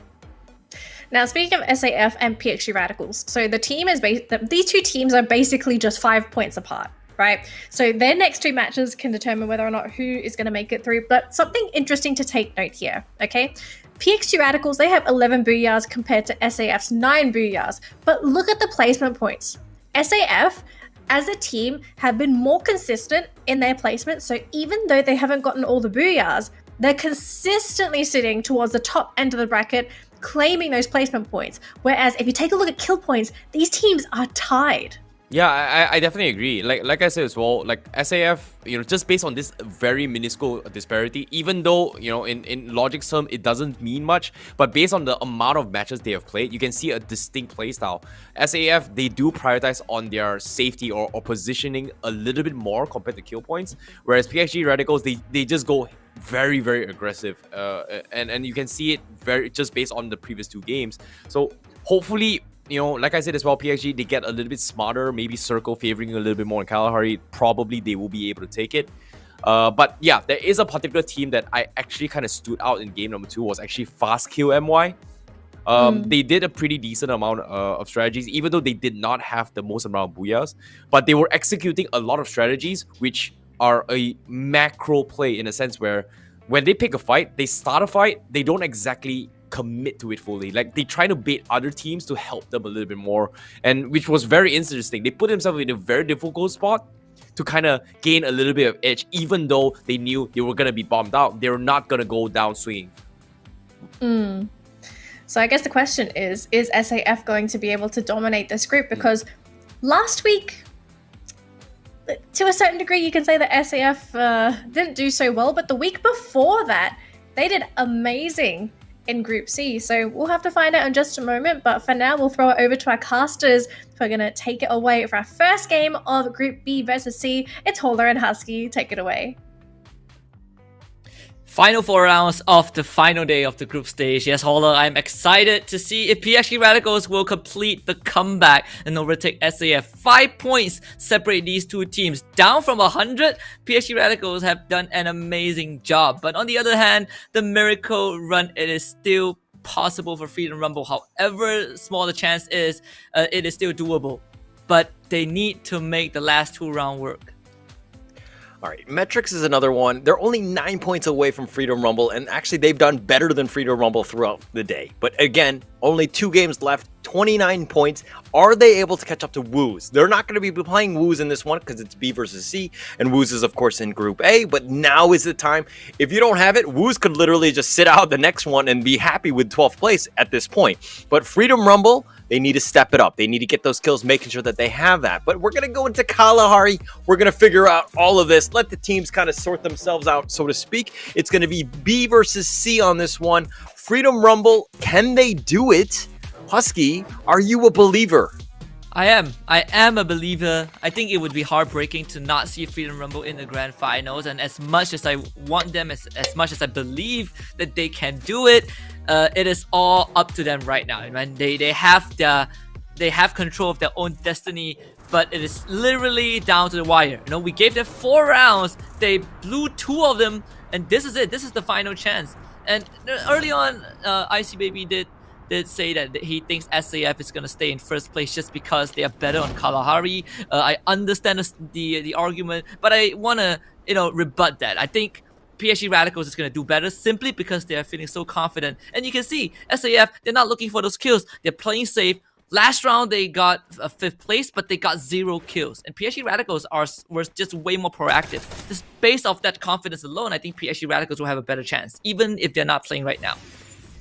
This is going to be weird, but I'm actually going to agree with you.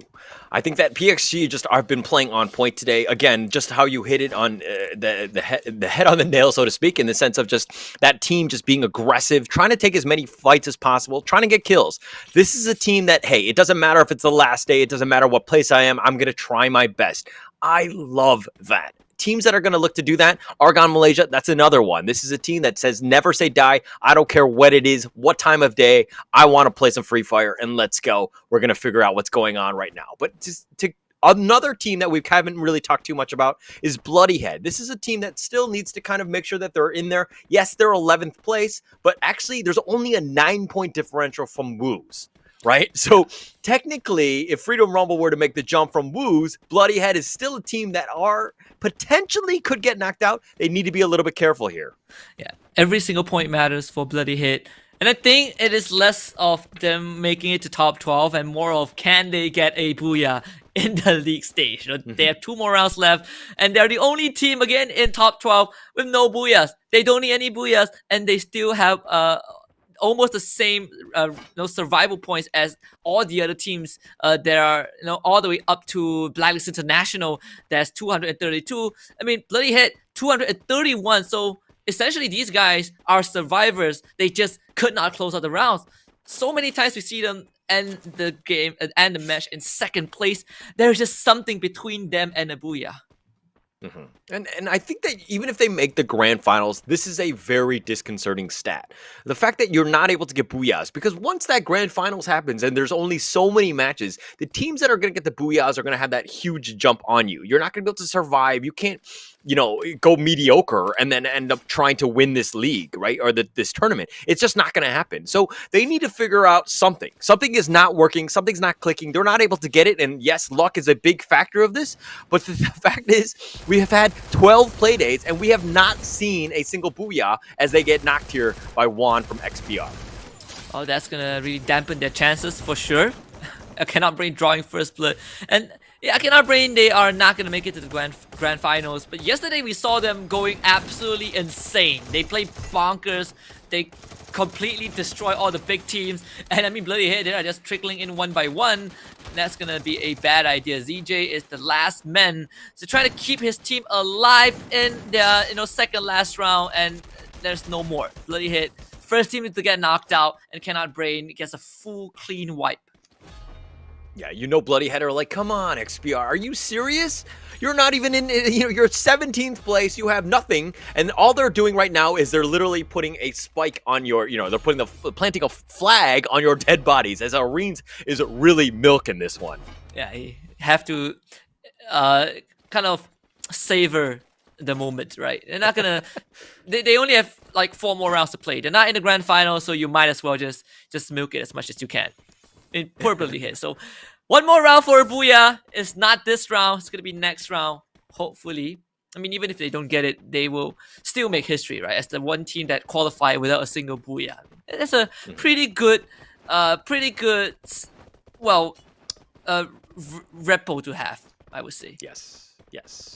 All right, another team, 4X-Men Expert. This is first match for them. This is obviously the 3rd match of the day throughout, but this is the 7th place team. This is a team that's kind of been, I would say, average at best. They've scored 37 points the last day, 10th in play day 10. They scored 40 points. This is a team that's sometimes they go hot and they can just destroy everything. Sometimes they go cold, and there's a little bit of inconsistency with this 4X-Men Expert team. This is a team that I really liked. I feel like they have potential, but just closing games out, making sure that they make the right decisions, they do have a little bit of a struggle with that. Yeah, and this team, even doing FFMC, they had a rocky start, and there were a lot of memes, a lot of jokes about Forest-Man Expert, especially I believe Spade, because he was always the first guy to die during FFMC. Obviously, that was not the case for MCP Major. He really stepped out his game. He stopped being the meme and he became kind of the hero for the team. But I do agree, Forest-Man Expert, even though they are the new kids on the block, they were able to make it to top 8. They just need to fix that hot and cold performance to have better results. All right, look at Sia just trying to draw a bead. He's got the nice little position in Refinery. Just that elevation is just massive. Refineries is just like a huge, it's a tough place to just take over, just because of the fact that there's so many different levels that you could be at, or the enemy could be at, if you don't control it. So a little bit of a worry there, but Freedom Rumble Uppalm does get killed in the end, I think. That is not a good place to be. He's all by himself. He's been knocked. And it looks like he's just going to be slowly whittled down. That glue wall is going to go down. He's just going to reload it, try to get some shots in, and he does end up getting the kills. Xiao will secure that one. Oh boy, another bad start for Freedom Rumble, and kind of not having the vantage point, getting pinned down by Dooeasy. This is not good at all. I mean, Cobbs has to win this fight. If he loses this, I mean, Freedom Rumble, they're not going to have any chance at all. But with Dooeasy kind of rushing him and taking him out, Freedom Rumble just down to 2 guys. Yeah, you can hear just the giddiness in the Woos team right now watching this because they realize that, hey, if these guys are out, they got eliminated at 11th, I think that's good night for Freedom Rumble. And now's the time to start singing, na, na, na, na, hey, hey, hey, goodbye, because this team is out. No more Miracle Run. The dream is dead for Freedom Rumble. Still alive for Metrics, but of course, the gap that Metrics has to close is just way larger than Freedom Rumble. So even that is going to be a tough task. But at least for Wheels, like you said, they're going to be happy about it. They know that the closest contender to them is officially out of contention for the 12th spot. Mm-hmm. Yeah, and it looks like, Metrics is still going to continue to play. They're going to try to at least take over maybe Freedom Rumble at this point. I mean, that is definitely a possibility, but they need to get some more kills. And it looks like XBR are kind of skirmishing in the building. It's a little bit of chaos here as they meet up with Metrics. Metrics needs to turn this up. They need to make XBR pay as they're running right after him, and they do get a nice 2K right there, or 2 knocks to kind of start things off. They're looking for the rest of them, and they're looking to clean up XBR. Guns is all by himself, just trying to provide some support, but I think he's going to run away as he's the lone survivor of XBR. You know, some things don't change. Last season, MCP season 1, Wheels closed out the group stage in 12th spot, and it seems like they're gonna do the same for season 2 again. You know, just barely scraping by in qualifying for the grand final. But at least they made it through. I mean, for season 1, they got 7th place in the grand finals. So there is definitely some hopes for this team, but man, if you cut it close every single time, it is gonna be a bit dangerous. They're doing it for the audience back home, right? They're trying to make it as dramatic as possible. They realize that, hey, even if we just kind of, win 10th place and we're consistent, it's just not any fun for the viewer. So we're going to make it as fun as possible by just kind of hanging on a thread, so to speak, and just kind of sneak our way into the 12th spot. And I just realized that, for the league stage of season 1, the team Blacklist International, before they were known as Blacklist, they were known as Baby Argon, and they closed out the league stage in first place with 500 points. Look at our first place right now. SAF currently sitting with 567 points. This is a record-breaking total score for the league stage, and it's not even done yet, so it can definitely go higher. I mean, SAF, they're playing this B versus C, so theoretically it should be an easier matchup for them. But after yesterday, I can't confidently say that anymore. SAF, they're just not looking good. Yeah. But, you're talking about record day, but hey, PXG Radicals, 5 points behind, right? I think that's a testament to both of these teams. The fact that also that in the second half, we really didn't have that 18th team, right? So there was less kills on the map, so to speak. I mean, yeah, you have a higher chance of getting more placement points, but, you're getting... these teams are really able to get those kills. I mean, they're tied right now in kill scores. They have 262 kills apiece. And just a statement from PSG Radicals. Before X-Men Expert will have to deal with Do Easy, and it is not a simple task at all, especially on Kalahari. When the enemy team has the high ground, you have to get those really sharp shots in, and Goku, he's trying to make it work, but Do Easy just slowly sending members downhill just to get as close as possible to First Man Expert and Baez and Jembao. They're already on ground level, so First Man Expert have to be really careful. Yeah, and I mean, this is the thing, is that yes, you're kind of in a standstill, you're not really able to continue on, but all this gunfire is going to attract, the other vultures on the team, right? Do Easy are looking to make the push here. 4X-Men Expert are all the way in the back, but Do Easy trying to get something happening, trying to force the initiative, so to speak. The circle is going to be closing in on them at this point, so I think they do need to be careful of that. Do Easy, on the other hand, just looking to gatekeep and just kind of not, protect at least that side, but Goku picks up his teammate. He looks to just kind of run around to the side, but they need to make a move at some point. And Spade gets a 2-man nade. I mean, Bias also gets 1, but the match checks out for First Man Expert. Jembao knocks down Spade as Jembao gets brought back up. Do Easy, they're just cycling all these knockdowns, but they gotta start getting those kills. Jembao and Shai, they're both gonna get knocked down. And look at Manchai from Metrics. He's third partying, and he even stole 1 away from 4X-Men Expert. Do Easy playing a bit too aggressive, and they're about to get punished. Goku once more gets knocked down for the 3rd time in a row, but his buddies are there to bring him back up. It's down to Bias and Ipan, and I'm not sure if they can do this. They walked out that of the grenade. circle. The grenade got a bit off of Spade, but I think Forestman Expert got this in the bag. There's nothing much DooEasy can do. Yeah, there's nothing at this point. The only thing is the circle. 4X-Men Expert are now have to just rush out. They have to get into the circle as quickly as possible. MTX, man's high, getting some shots in. Bayats is looking to go down. He just needs to reload the gun. He does get the kill. He eliminates DooEasy. Nice shot there by man's high. I'm just surprised that DooEasy didn't gatekeep. Instead, they decided to just push out of the safe zone. And the moment the circle moves away, DooEasy are like, crap, now we have to make something happen. They go in for the push, they get wiped out. But look at Metrics. I mean, Manchai in the best possible position. These guys are opportunists, and Metrics already have 7 kills in total. Make that 8 as Shuffy puts one on the board. Manchai himself has 6 kills. So maybe the miracle run might just happen. I mean, Metrics, they're putting a lot of numbers up on the board. Yeah, this is a pro. I mean, this is a. I mean, Mansai is literally just trying to carry the team. He's saying, "We need points. Get on my back, guys, because we're gonna look to go here." And they're trying to do a. I mean, they did a great job of gatekeeping there, but they're gonna look to go in further at this point. But Umbrella Reborn, this is another one. Argon Malaysia, the team that just won 2 booyahs in a row, they get eliminated 8th. And Umbrella Reborn just trying to just get some pot shots in. I don't think they're actually going in anything. There's a monster truck, but I don't think anybody wants to ride in that Deathmobile. At least not for now. But I mean, Argon and Y got knocked down in 8th place. But the good news is they all died to the blue zone. So no points for anyone who is trying to look for those extra scraps. Unfortunately, for those guys, they're not going to get anything. Argon and Y, pretty sure they're happy with just dying to the blue zone. Zimnu with a sharp shot, actually out-sniping for Biz. Something that we did not expect at all. I mean, they've already lost McRory, and ITX are about to go for the rush. As Supreme Assault Forces, they've been trying to play safe for so many rounds and so many play days that it feels like they've lost that fire within them. They're not as aggressive, they're not as clean as they used to be, which is why we see all these teams just taking the fight straight to the Kings, and ITX, they're about to take them out. Yeah, Daymoon there was covering the window. He saw literally 4 members of Tactical Intex running right at them. And just like I do with my responsibilities, I throw up a glue wall and hopefully just that will block it out. But unfortunately, that's not the case. As Tactical Intex do find them in the building. They want the kills of SAF, realizing that they're all there. What? He's trying to go in. Zibnu gets the nice little knock there. They're going to continue to rush in. Forbids is knocked in as well, and Tactical Intex has eliminated SAF.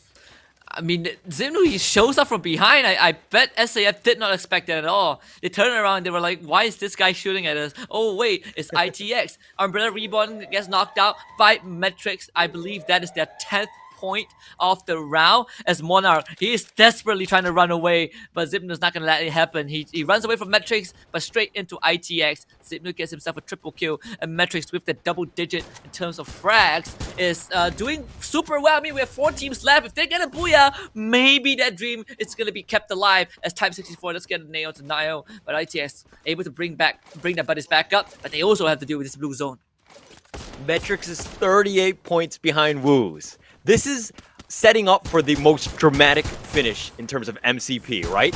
If you've got the 10 kills or whatever that they have, if they get the booyah, I mean, we're talking, this is definitely within stone throw. They need to continue on what they've been doing. They've done a great job. They're getting more kills here, just kind of racking it up. They're actually taking the fight to Tactical Intex, who have been on Fuego, as this team is the 4th place team. Zest Squad gets eliminated here. Tactical Intex is trying to fire in as much as possible, but Metrics is a terror right now as they're looking to destroy them right now.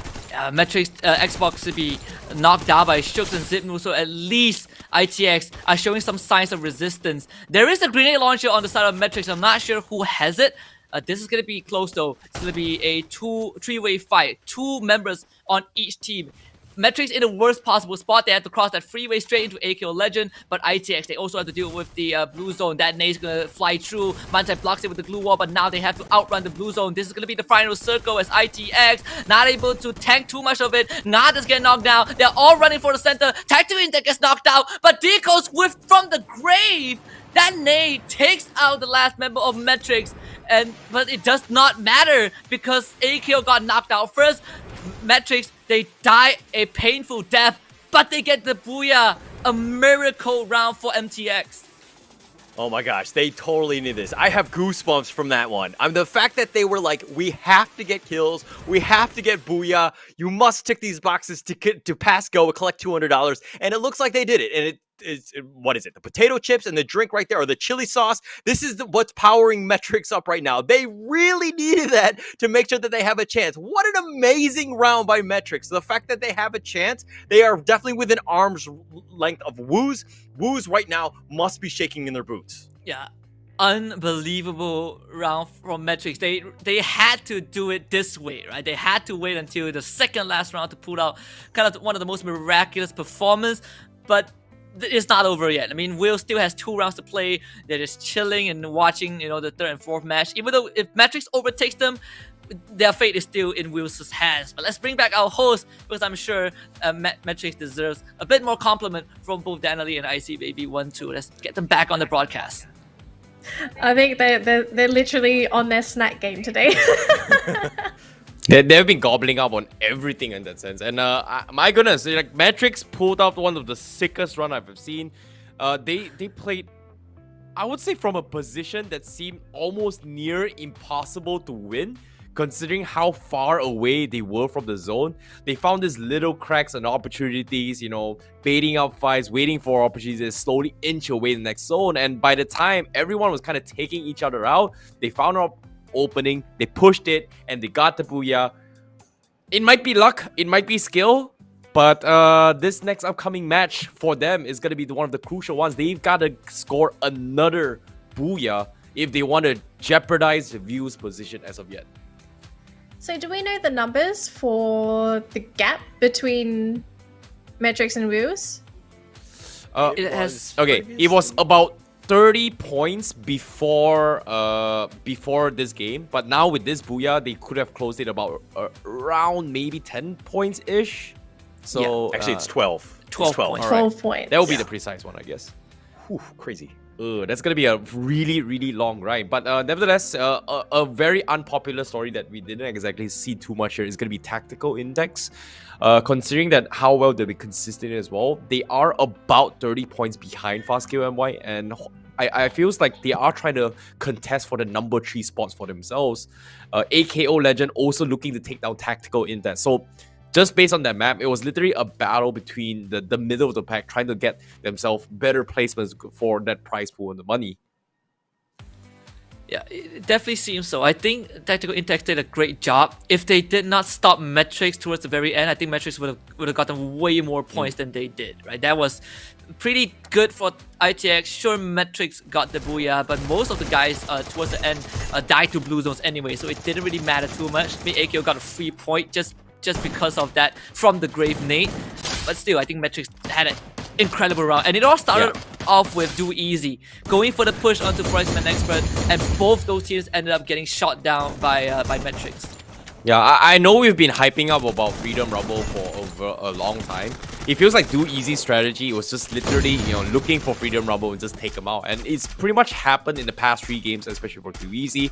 It's a very dirty strategy, but, you know, all is fair in a competition here, and you can technically kind of grieve their way through. So I must say, Do Easy, they're doing a very dirty tactic, but Freedom Rumble is just having one of the roughest game, especially in D-Day. 3 games in a row haven't had a lot of success. We saw a little bit glimpse where they were able to win a couple of fights, but aside from that, their luck today is just not working out at all. And this is a tale to tell, because for season 1, Freedom Rumble actually finished the first season in 2nd place, and now they're not even gonna make it to the grand finals. So pretty unfortunate. Yeah, big difference right there.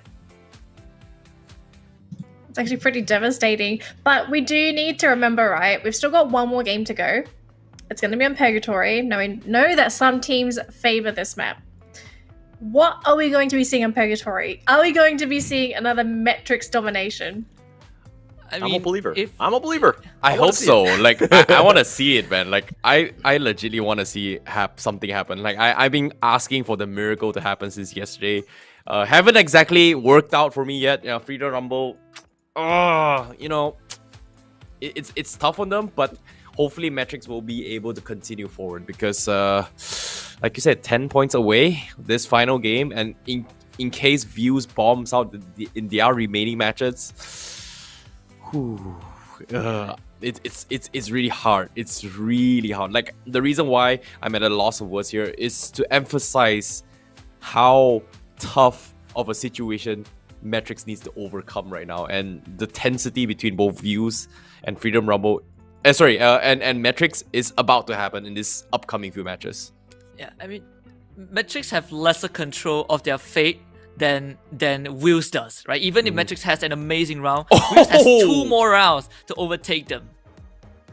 Wow, speaking of an amazing round here, 26 points in total with the Booyah, 14 kills. Do you think it's possible here, Holler? Like, Metrics, look at this. Like, they've got 26 points. Arguably one of the toughest numbers for one of the lower tier teams to actually get it. Now they've proven themselves with this 26 points. Is it possible to get another 26 points in the next game for them? I mean, it is possible. The thing is that, Woos has not gone. They have 2 more matches, right? So they can see exactly how many points they need to get. So it's going to be difficult for them. Now, if Metrics has another 26 or whatever, you're going to put a lot of pressure on Woos. I think that's going to be a good one. But Bloody Head is only 9 points away from Woos right now. And this is a 359 versus the 350 of Woos. That's one storyline that we need to keep track of. The second one is going to be Argon Malaysia. Yes, we've gotten 2 Booyahs from them, but they only have a 2-point lead of Do Easy. Not the end of the world, but the thing is that 7th, 8th, 9th, they do get different money in terms of prize payout, so they want to end up finishing strong. The other one, of course, is going to be SAF versus PXG Radicals. That 5-point lead is now turned into 10 with 1 more match to go. We're going to see if PXG can do it and maybe prove, Icy Baby 1-2 wrong, or is it going to be Husky and myself, who I think that, PXG are the way to go. And I'm just going to be happy to see Icy Baby cry because he's going to be wrong at the end of the day. Oh, you big bad meanie. Shots fired. Yeah, let's go. I'm down for it. But as of yet here, you can see Danny is so eager to be the generous woman that she is. She's going to be giving away codes for you guys who is tuning in with us. Thank you guys for tuning in and also enjoying yourselves with this MCP Majors Leagues. Claim the code right now before it's gone. It is only available until the end of stream, so better start sharing the stream, let your friends know, claim the codes right now before it's gone. As soon as I say it, it's gonna be gone. But yeah, that's the thing, right? Like, okay, it's gone, magic, a little bit late, I'm a little bit slow at the uptake. It might be the internet, it might be just me, but of course I know you guys are excited to see what is gonna be up here. Next match, Purgatory, the remaining 3 more matches here in the MCP League for the final days is going to be on its way. And I hope you guys enjoy yourself, because why? We have 2 amazing casters. Holler, Husky, take it away. Thank you, Icy Baby and Danny. We're going to go into match 4, Purgatory. This is going to be B versus C. Argon Malaysia, Bloody Head, Do Easy, Freedom Rumble, Metrics, all of these guys. And of course, SAF, not to be, left out in that. But Group B, this is the big one. We will know how the bracket is going to play out just by this bracket alone, by this match. Metrics, do or die. Do they have it? Can they actually clean up, and can they catch up to Woos? We're going to have to find out. They have a 12-point differential. They need to ensure that they do. Metrics, are you on the hype train, Husky, or not? I am on the hype train, and I am going to take it a step further and say if Metrics somehow overtakes Bloody Head by the end of this round, they are guaranteed playoffs. But to catch up to Bloody Head, they need 21 points, and to overtake Bloody Head in terms of tiebreaker, I don't think it's possible because they have lesser placement points. So they need to overtake Bloody Head and not tie with them. That's 22 points. So a Booyah and 10 kills. And that is the event that Bloody Head bombs out in 12th place. A lot to ask for. But the simpler way is to overtake Wheels and hope that Wheels have a horrendous final 2 rounds. And in any case, Metrics only have limited control of their destiny, but it's better than none. Yes, yeah. And all you need is just that chance, right? Just get yourself in that potential. All you need to do is make sure that you're, above Woos, at least going in. Maybe Woos bombs out later, but again, I think that you're going to see a difference in strategy of what Woos do. Probably will play safer, look for those placement points more than those riskier kills, in terms of trying to get those team fights. I think that's going to be a little bit different. But hey, if Metrics has another monster game, they get, 14 or so kills like they did last time, plus the Booyah, Woos have got to be worried. So this is going to be the big thing where we need to make sure that whatever happens on this map, we keep our eyes on Metrics so that we can see exactly what's going to happen with that 12th position. And the round is going to start off in Central with both Umbrella Reborn and Cannot Brain once more sharing the same drop zone. They have been doing this ever since the first week of League Stage, because somehow these two end up getting grouped in the same group for the second half of the league as well. And they've been going at each other's throats for the longest time ever. So there's always there's this weird trend, right? We all thought that the teams in the bottom half of the bracket are going to be free food for the Apex Predators, but they take each other out. So there's a food chain. Yeah.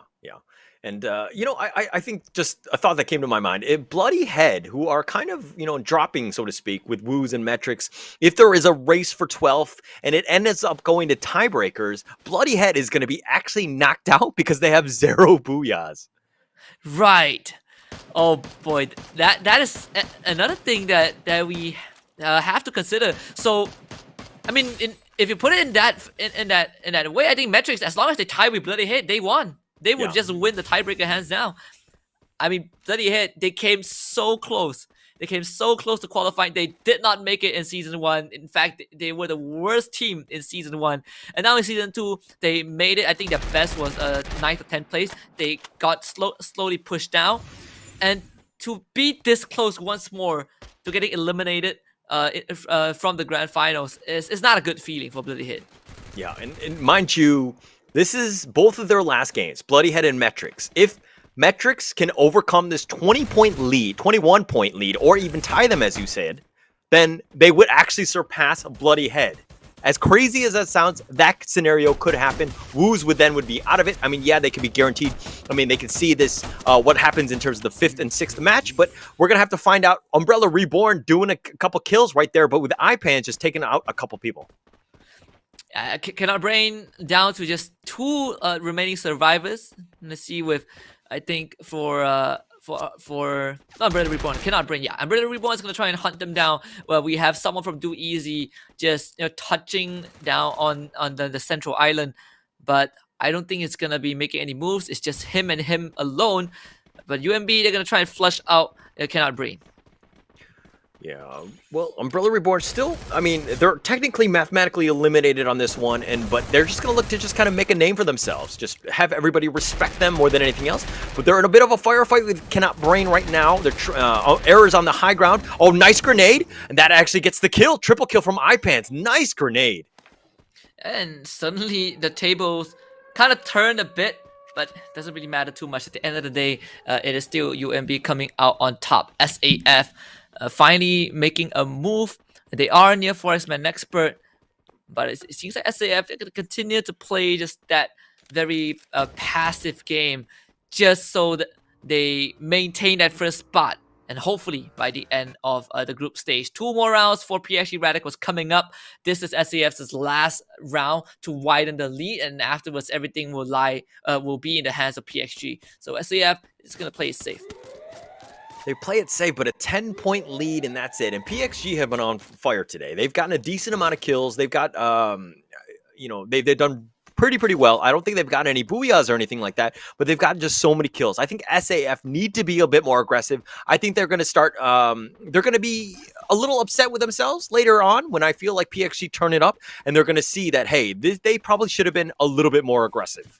Yeah, and SAF, they did not get any kills in the last round as well. So the kill score is still the same for both teams. 262 is the number. SAF leading by 10 points, and those 10 points come from their placement scores.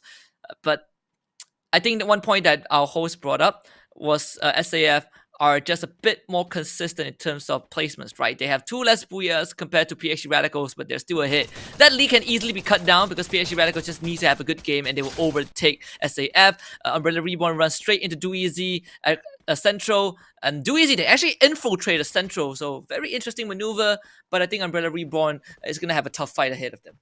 Yeah, and okay, one thing on SAF, this is a team that actually has the highest number of kills in a day. There was, I think it was play day 4 with 39 kills. Their average for every single play day is about 23.5. I don't know what is happening with 2 SAF. They become lovers, not killers, because they average, they had, 3 kills in play day 10, 6 kills in play day 11. And, if they've got a donut today, this is not a good day for SAF. Yeah, that is going to be another record that SAF wish that they did not have under the belt, right? Kind of having the best average performance to just average just because they had a horrendous play day at 11. Misha is gonna bleed out. Do easy should be able to make quick work of UMB. At least they've gotten 3 kills and really Reborn left with just 1 guy. And SAF, they are near the territory of AKO Legends and they have that high ground. But you can see that McCrory, he's already getting shot. And in fact, it seems like SAF have no intention to take this fight. Triple kill. Oh, Zet Squad eliminated there. Nice triple kill by Spade. Just be able to just kind of take them out there. But Do Easy is 2 points behind Argon Malaysia. It is something to talk about because the fact that 7, 8, 9 prize pool, I think it's 800 USD, that is one big section, right? If you get 10th place, you're not going to get that extra $200. So this is what they're fighting for. They're trying to make it a competitive, especially at the end. This is the last day for them, so they need to finish strong. Do Easy and Argon Malaysia, last game for them today. This is going to be very important for these 2 teams at least. Just to get the space and points. I mean, Do Easy already got 3. Argon and Malaysia have not shown up much. Their last round, they ended up in 8th place, but most of them died to the blue zone, so no points for any other teams either way. Freedom Rumble tossing a lot of nades at ITX, and this is not looking good for Tactical Intex, so they're out in the open, and you can see they're trying to backtrack with the help of those blue walls, and they so far have been able to avoid Freedom Rumble. And in fact, Shook just turns around and knocks Uppam down onto the ground. ITX somehow still managing to challenge Freedom Rumble despite being at a disadvantage. Yeah, this is not a great space. Yes, it's elevation, but it is completely wide out in the open. Yes, it's glue walls galore, but something they need to be careful about. Freedom Rumble, I think they're trying to finish strong. I mean, it's going to have to come down to that. But where is Metrics? They need to be in the firefight. They need to be getting those kills. They have no time to just let Lady Luck on, let it come down to Lady Luck. Because at the end of the day, they need those points. They are behind. They need to make sure that they're in. 12 points behind Woos, 21 behind points behind Bloody Head. And Bloody Head right now getting some kills, so that lead will further increase. Yeah, and Metrics, maybe the idea is to play safe, because they don't know the exact numbers, but from what we can see, they need to be involved in those fights. Like you said, those grenade launchers are flying through. I mean, Xbot's gonna get the first one for his team, but Metrics needs to push this. It is do or die. So regardless of the result, they have to give it a shot. They only got one as Freedom Rumble gets knocked out, but they need more than that. They need to keep running at their enemies and take those fights, because in this position that they're in, if they get the kills, great. But if they don't, they will not have any chance at all. Bloody Head increased the lead to 23 points. I mean, placement points completely aside, we don't know the end of that. And right now, it's just as many kills as you can, right? Bloody Head just trying to do what they can in the sense of just kind of owning this hill, making sure that they're at least the outside of that circle. They are staying alive. But Mark, with a nice snipe shot onto Trix, this is going to start things off. Tactical Intex need to figure something out. And we did see Tactical Intex on the western side of the map. They were on the radar for a while, but I think they rotated away. And I think this passive playstyle might really cost them any chance of a miracle. McRory's going to take on Jabat, but Jabat throws out the glue wall just in time. McRory has no point of entry. He does see Jabat through the cracks and takes him out. But thankfully for Forex-Man Expert, there's a secondary member there to bring him back up. And backup is coming. The cavalry will arrive, and McRory gets turned on, and Goku will finish him off. Oh, McCrory went to the well too many times. The first time he got a knock, thought he could get the second one, didn't realize that the entire team was there by 4X-Men Expert right there. And he tried to go back in, unfortunately not the case, and McCrory will be eliminated. That's fine. He gets to go home and rest up, at least for the grand finals, which will be coming up in a couple of weeks. 4X-Men Expert, 4 kills. This is a pretty good start to them dealing with it, but SAF still managed to, stay alive throughout all of this. Yes, they have a decent number of members, but man, that team is spread throughout. I don't know what SAF's issue right now is. They're not even going to bother playing the high ground. In fact, they are just beelining farther into the safe zone just to make sure that they get to play the placements. Do easy by sneaking up this little hill, and he does see Rosso, I think, in the trailer. He has that nade propped out, and it's going to be Rosso +1 and Decos in that trailer. Thankfully, there is a glue wall being tossed out. AKO Legends still staying alive as the supply crate drops right in front of everyone. This is going to be an interesting fight, but Taken has his own nade. That one is going to fly through, but completely misses. Oh, Bayets just threw 3 grenades, just didn't really prime them properly or toss them, in the right spot. I mean, he knows exactly where they are, but just not being able to, he was kind of throwing it in the same spot. And actually, the grenades were exploding up in the air above the building more than anything else. Didn't really do any sort of damage. He's got another one. He's going to try to go for maybe a lucky one. He actually stays alive himself. He has to use Time Turner just because he's a little bit scared and he realizes he's out in the open. He's going to back up and regroup with the team. Unfortunately for Do Easy, the attempt is not going to bear any fruit. You see metrics on the radar. They are hanging out on the northern side of Brasilia. There's not much teams nearby, but this circle is going to force their hands. Because look at metrics. They're already making their move. So they will certainly run into enemy teams, but this is where they have to really pull out all the stops. Win every single gunfight by hook or by crook. Metrics have to stay alive. Have to stay alive. They have to get the kills. That's the biggest thing. And they're, at the end of the day, we're like, okay, we don't know where everybody is. We're just going to go in the center. We're going to figure out, something is going to happen. The circles are going to be hopefully to our favor. We're going to get to it. But now Umbrella iPants hiding for his life. He's got 3 kills. He's just hiding on the edge of the circle here. And I think he's just going to kind of wait passively right now. He's just going to try to get some sort of pick off when he can. But Safik is finally in the action, realizes that AKO are nearby. He does get a nice knock onto Decos. Nice shot there. But this is from downtown. Those glue walls are providing a decent amount of cover. Yeah, they need to get the confirmed kills. Knockdowns will not cut it for Metrics. They are able to cut off the rotation for AKO Legends, but the team closer to them is Forex-Man Expert. So if Forex-Man Expert claims those kills, all the effort that Metrics put in will be for naught. So Metrics, sure they're in the safe zone, sure they have distance, they have a good amount of distance between them and Forex-Man Expert, but this is not the time to play safe. Metrics again needs to get a couple of shots in. Nga is in the crosshairs of Forex-Man Expert, and they're starting to rack up all of those numbers, and this is bad news for Metrics. The kills that they can get are slowly decreasing. Metrics, they hear the gunshots, but they're not making the move just yet. Forex-Man Expert 8th place. They have a chance to surpass Almighty, who are 2 points ahead of them, and another 2 points ahead of them is Blacklist International. Definitely within reach of that 6th position. That will give them 1,000 USD. They want to get into that money, getting that sort of bump in, but as I say that, Maru does get knocked here. Goku's going to look to just run into the building, maybe help his friends. AKO, they smell blood, and they're going to go in, and they're going to try to take out as many as possible. They did realize that they get the knock. Goku's just trying to provide a little bit of covering fire, but he's going to have to just retreat now. Not much cover here. He's kind of stuck in on the wrong side of this fence. The glue wall is going to be used, and SAF has been eliminated. That was on the back end of this. SAF, very passive. Yeah, and in the hands of Bloody Hairs as well, so Bloody Hairs in a super comfortable position in terms of points.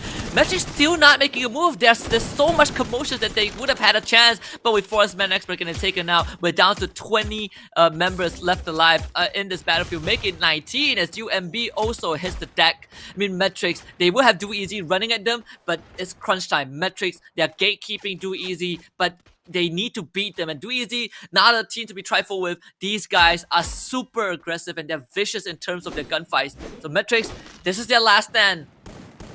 Yeah, last stand. This is pretty much it. They're going to just duel with Do Easy. Safik gets knocked here. Do Easy are turning this one up, and they're saying nay to you. We're going to be the 10th place team right now. We're going to get into the grand finals. We're going to take this one over, and it looks like Metrics is all by himself. Tactical Intex does get eliminated. Bloody Head killed new kill leader right on that point. Bayas is looking to just fight this one out. Rin is trying to do what he can. Bloody Head, Mark is trying to turn this one up. X-Spot does get the knock onto Bayas. The glue walls are going to be used. Jembo is looking to do this, and Metric has now been eliminated. I think that is done for them. Yeah, and that is Metrics. They're done for the league stage. Freedom Rumble also out as well. They did put up a good fight, but it was just not sufficient. Metrics not reading the situation correctly. They wanted to play safe, but Fate is a cruel mistress, and they will not be able to complete that miracle run despite having a monstrous 26-point round 3. Oregon MY will lose Pedro to Nga. But thankfully, there's a glue wall. Again, they're playing on this freeway, a very dangerous spot to be in. Down to the final 4 teams, there's a landmine being tossed out by me, but these guys need to jump off the railings and make it into the center. And look at this, just a 4-way fight with probably AKO Legends having the most members alive. Yeah, and that's going to be the most. Argon Malaysia, probably worst positioning. They have no room. They're like sardines in that can, so to speak. Quadra kill by Mark. My gosh, this guy's turning it up right now. Jembo with a nice little knock onto Na. And it looks like this Do Easy is all by himself. Jembo, he's got the 5 kills. Can he carry his team? Yeah, and he was the guy who clutched out the fight against Metrics as well with 13 HP. As Peter really wants to go for the rush, he's gonna take out Bloody Head. But can he outrun the blue zone? It seems like he cannot, because Dickos from AKO is playing that gatekeep. Again, Argon and Y in the worst possible position. Me is on his knees, but I don't think X2R has any time to bring him back up. He will just have to play for that lone survival chance. And with the looking at the state of the game, I feel like AKO has the best chance of survival. The blue zone is gonna force them out of the building. They have Do Easy to deal with as Argon MY and Bloody Head both breeding side by side. Do Easy, they're gonna be out in 4th place. AKO Legend have the most amount of players alive. You know, it's X2R all by himself. Bloodyhead Mark, I believe, is on that corner. He tried to go for the flank, but no, X2R, quick on the draw, ends up killing him, and he's all by himself. AKO Legend smell the blood, and they got the scythe, and they go right at him, and it doesn't really matter, and they do secure the booyah.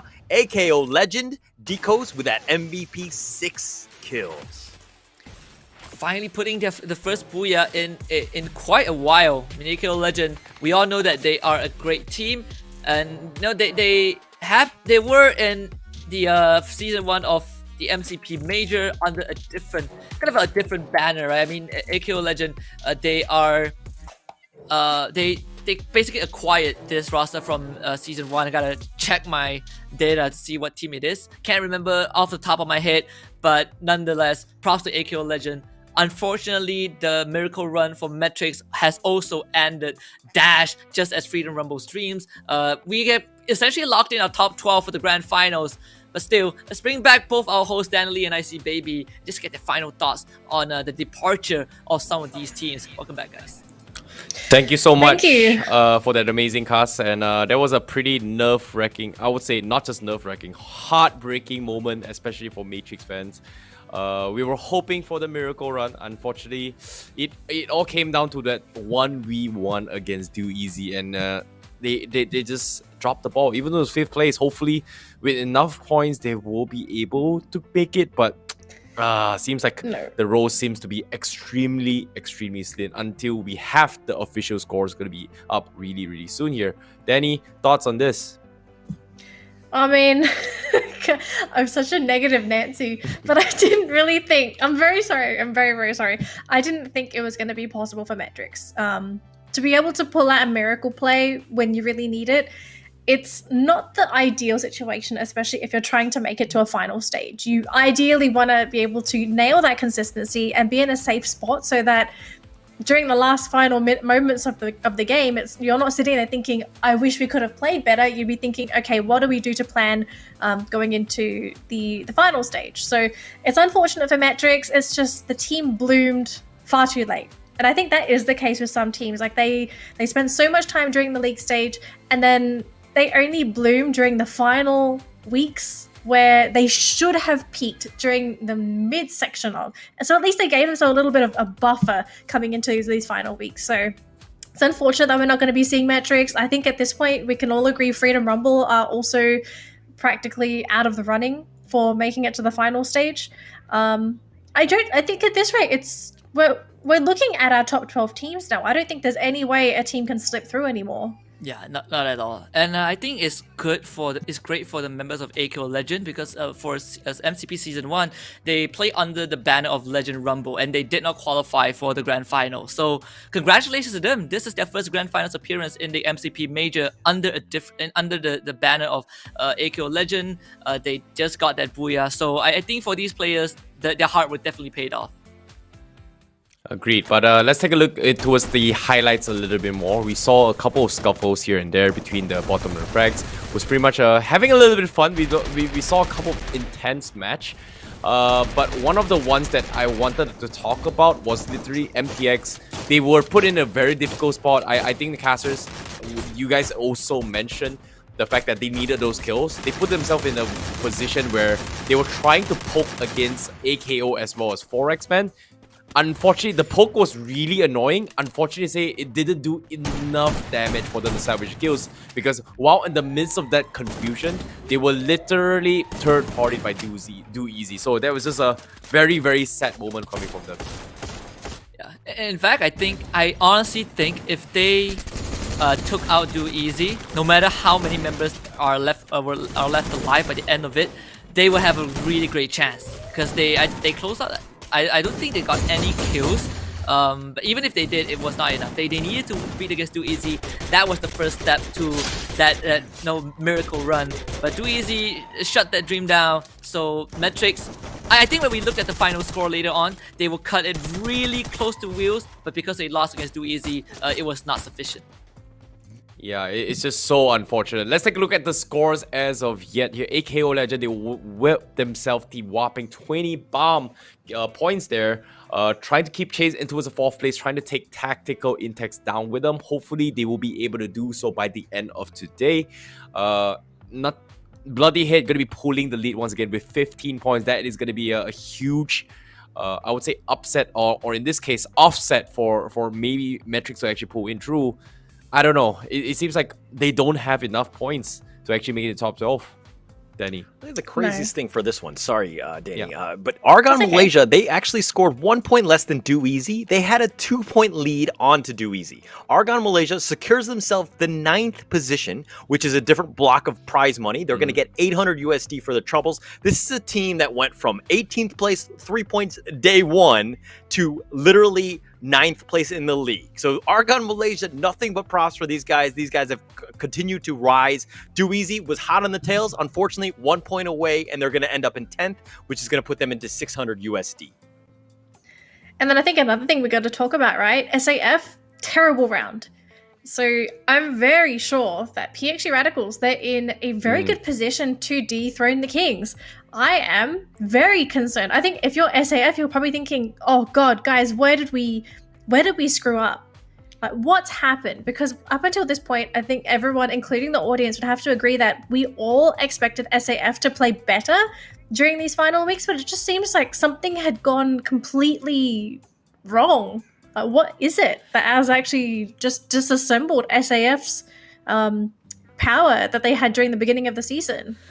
I really am not sure what is going through their minds right now, but we can kind of see, right, from the individual performance of the team, they were not winning fights. They are playing really passive. Maybe in their minds, you know, if you get the booyah, the kills will come afterwards. You will still get a lot of points. But the fact that I think these poor performances that has been repetitive really impacted them in a way where they felt less confident, right? They're losing fights to ITX, they're getting ran over by PXG Radicals. They're just not playing like the SAF we knew. I mean, in fact, for the first 5 weeks, all of us were just talking about welcome to MCP Major Season 2, day 10. This is the fight for the 2nd place. Not anymore. This is actually the fight for the 1st place. Somehow, PXG Radicals reignited that whole storyline.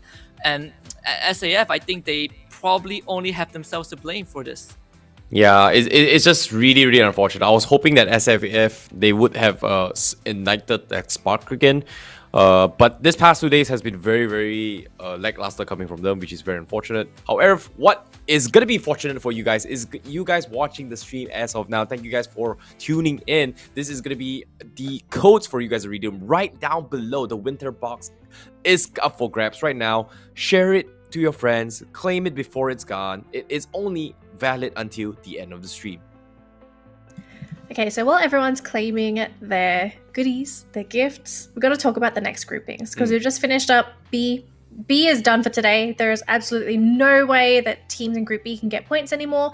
Now it's going to be up to Group A and C to try and claim their points. So, of course, we're watching PXG Radicals.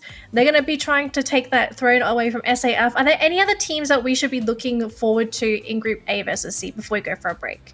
We need to go watch out for Fast Kill Malaysia and Tactical Intex. Both of these teams have 461 points. They're tied, literally tied. I mean, it comes down to, if there's going to be a tiebreaker, we're going to look at Booyahs, which Fast Kill does have that edge. But hey, this is when you have two teams that are fighting for literally 3rd place, this is going to be a team to watch. Okay. Any teams for you, Husky, or should we go for a break?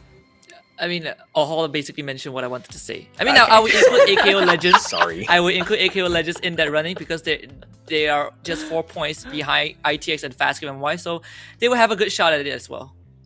Okay, cool. All right, so we're going to go for a quick break, and once we return, we'll jump right into our final matchup of the day, our final 2 games of the group stage. It's Groups A versus C. We'll see you after this.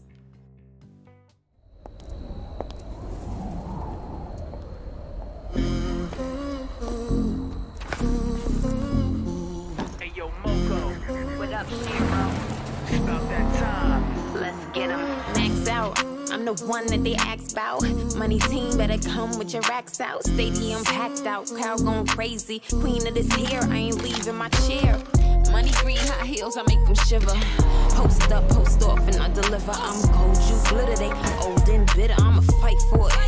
Take it to the next level, ride like a bike pedal, hotter than a kettle on fire. Stand back and admire. Winning this game and I'm taking the empire. Time to start the show, ready now, fire. Revolution, I'm here with the solution. Top contender, I'm the one they keep choosing. If it ain't me, I'ma need you to tell me who then. Fiction time, kick 'em out and I'm a moving. Who want it? You want it, let's get it.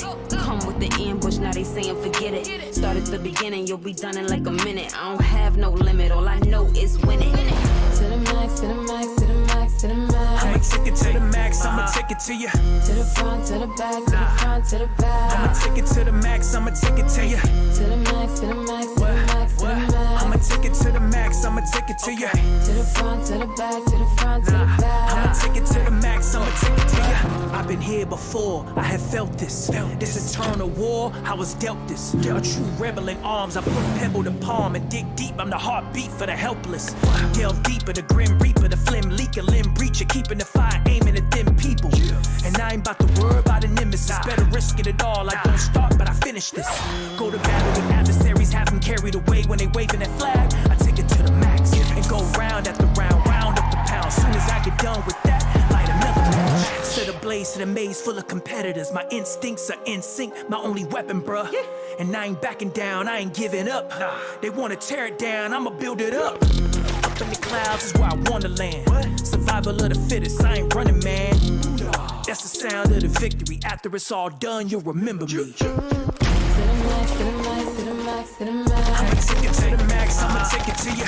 To the front, to the back, to the front, to the back. I'ma take it to the max, I'ma take it to you. To the max, to the max, to the max, to the max. I'ma take it to the max, I'ma take it to you. To the front, to the back, to the front, to the back. I'ma take it to the max, I'ma take it to you.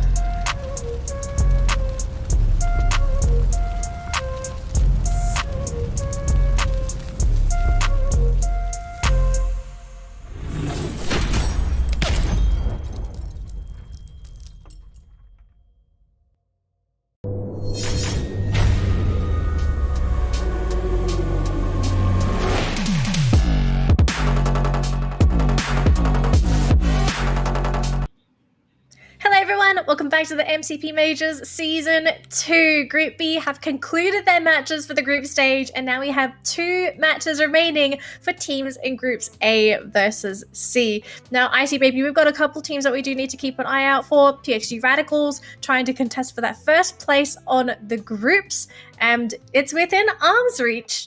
And you said that SAF are going to be able to keep their lead. Do you still have that same opinion? I don't know. Based on their previous games, it feels just extremely unfortunate. But nevertheless, let's take a look at the overall standings, give you guys a little bit more insights. Yeah, I was hoping SAF they will be able to pull a big one in the previous 2 rounds. But unfortunately, they were just very, very lackluster. They were getting picked off time and time again. And now, despite the lead here, it's about 13 points of a lead compared to PXG Radicals, which can easily be shattered by PXG Radicals by taking, 2 top 5 finishes, which is still a very difficult task. So right now, the control is going to be in PXG Radicals' hands in this final 2 matches. So we are going to be seeing, are we going to see a potential new king coming in towards the MCP Majors League by the end of today? But besides also PSG Radicals, we are also going to be paying attention towards FastQMY, Tactical Intex, as well as AKO Legends. Is there going to be a difference between 3rd, 4th, and 5th place here, Danny? I mean, we could see changes quite easily just because these teams are, I think 4 points apart, AKO Legends from Tactical and Fast Kill. So we could be seeing a little bit of a swapperoo, excuse me, with these teams. But again, it's going to come down to performance. Personally, I don't think we're going to be seeing AKO Legends move. Simply speaking, I don't know. I have this tingly feeling, and especially when it comes to AKO Legends, generally it's correct. But then again, this is like, I don't know, this is some mystical force out there that's telling me that they're gonna have a really tough game. I could be wrong, and I do want to be wrong, because I have been rooting for AKO to actually finish top 3, but hey, you know. Hey, sometimes just Danny, gotta let for them as long decide. as I knew you, you've been an AKO fan since season I'm 1, so it makes a lot of swear. sense. It's okay. But I'm an swear I feel Argon fan too. But superstitious. speaking of Argon, Argon MY, they have been in 9th place, they're 395, and the ones that are going to be contesting for 9th place, well, Holler did bring up a very good point.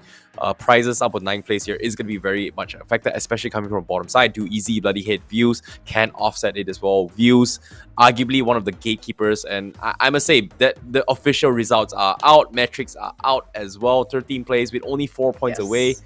But Views, like Husky said, they can literally take a back seat, throw the remaining games, and they'll still make it in towards the finals. So we've got a couple matchups to look out for. So 1st to 2nd, 3rd to 5th, and hell, we can even look at 6th to 8th, right? Like 4X-Men, Blacklist, and Almighty. These 3 are also competing for spots against each other. So we could see a couple of changes going around.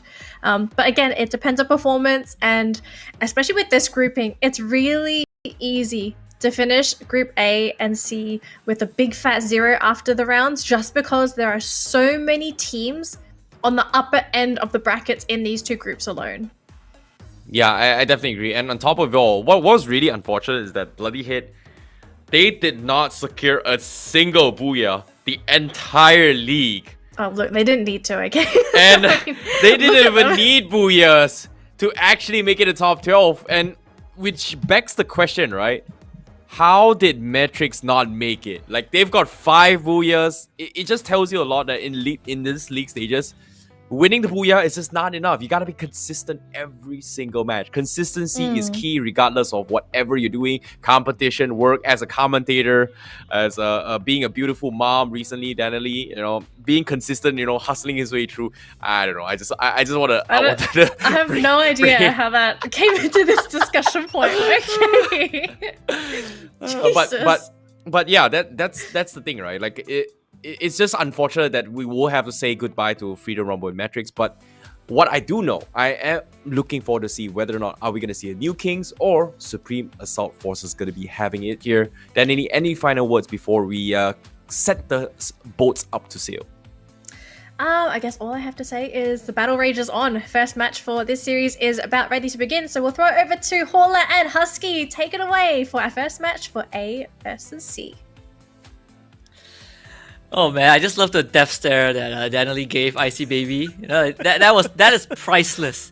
Someone need to clip that and make it a WhatsApp sticker or something. But yes, it's me and Hauler once more for the final 2 rounds of the day.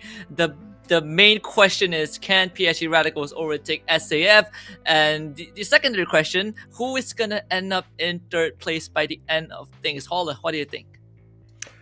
I think it's going to be very interesting. I think Danielle did a good job in terms of breaking it down. But, just to kind of set the stage here, we're looking at the top 8. All of these guys are guaranteed. Right now, it's just about fighting for that positioning that you want to get in terms of the final payout that you get for the league standings. Pretty important stuff. 1 and 2, Supreme Assault Forces, PXG. It's only a 13-point differential. Something to watch there. The second one is going to be 3rd through 5th. Fast Kill Malaysia, Tactical Intex, AKO Legend. There's literally a 4-point differential between those 3 teams. 5th, 6th, 7th, 8th. AKO Legends is part of that one as well. But 4X-Men Expert, Blacklist International, Almighty. This is, again, another 4-point differential that they need to look into as we go into Kalahari. We're going to find out who the true winners are. We're going to stop talking about those losers, the people that can't even get in the top 12. Like, those guys are done, right? Now it's Kalahari. Let's figure out who is the big dog. Yeah, and it has been a super close group stage, but all good things come to an end. Now we have locked in the 12 finalists. It's all just for the bragging rights and a little bit of extra cash prize by the end of the league stage. And this is this is good news for the Philippine scene because all of the Filipino teams have qualified for playoffs. Now, in last seasons, teams like Bloody Head didn't make it, but even Bloody Head now, they've made it. After one long season, all the hard work paid off. Even though they ended the league stage with no booyah, they qualified. Wheels once more, just like season 1, barely made it in 12th place. But what matters is they get to play in the grand finals. That is actually an interesting fact. Yeah, you bringing that up right there. Like I totally didn't even think of that, but you're absolutely right in the sense that hey, all the Filipino teams made it. So what is it about it? Is it the environment that they play in? Is it the food? Is it the chips? Is it the Dettol that I saw? Like what exactly is making these teams just end up securing themselves a spot in the grand finals? And I think this is a big moment, right, for these teams and also for the Philippine seeds in general. I think Almighty as well, they qualify. I mean, they are in 8th place, so there's almost no way they will be knocked out. In fact, when they were still playing when most of the members were still playing under the banner of Divinity, they also finished season 1 in 8th place. So a lot of repeating storylines, a lot of repeating results from more than half a year ago. But I guess that's how it is, right? At least they're consistent in that placements. Mm-hmm. And I think the teams are going to be happy, right? In the sense that, like, this is a huge weight off your shoulders and realizing that, like Woo's 12th place, they barely got in the sense that Metrics was actually 4 points behind them. Yes, they have 2 more matches, but, knowing that you're guaranteed in the spot is going to take a lot of the pressure off. Right now, it's just about, I don't think that you could really make a, jump into 9th, 10th, 11th at this point. So Woo's is kind of like, hey, we can just take this one easy. Let's just get as many kills as we can. Just do it for the highlight reel more than anything else. But let's prepare ourselves. Let's look at this as practice for the grand finals because literally I'm going to be seeing a good number of these teams in that grand finals. And I think these last 2 rounds we probably won't be seeing, too much of a bloodbath, at least for the teams that are not really contesting for placements. I would say maybe Wheels, they won't be too pressured because they know that they can't really alter the standings too much since they're in 12th place. But for everyone else, they still have a chance to increase that cash prize by the end of the league stage. And this is just kind of a prequel to what's to come for the grand finals next week. And the format is just brutal for the grand finals, right? You play 6 weeks of Free Fire only for all of it to come down to just 6 rounds. I mean, Ren's going to get the kill onto Ajim. That's a good start for Almighty. Mm-hmm. And it's going to come down to, yes, they put in a lot of work, and it was a grueling, 12 play days, right? 6 weeks that you talked about. But, now it's going to be the big one, right?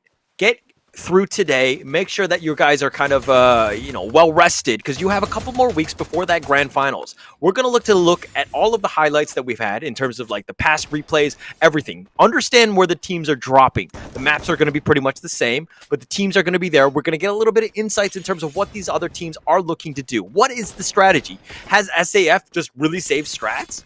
You know what I mean? Like, are they holding things back because they realize that they're going to be top 2 regardless of what they do? Or is it going to be more of the fact of, like, trying to figure out what the other teams can do and how they're preparing, how they're assaulting things so that I'm prepared, at least my team going in?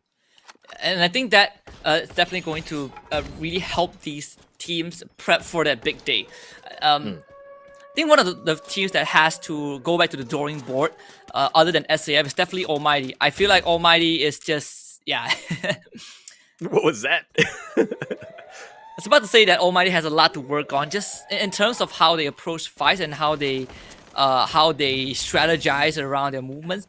The passiveness is really uncomfortable just because we know how good these guys are, but they are not they're not expending on what they can do, and hence they get punished by teams who are just more willing to take the first step. Blacklist International is definitely one of those teams, and you can see Almighty, they get 1 kill, but they immediately get shut down by Blacklist. And then Almighty, they're just running away. They're not even attempting to retaliate in any way. Mm-hmm. And I think that if you look at the standings, the overall one, right?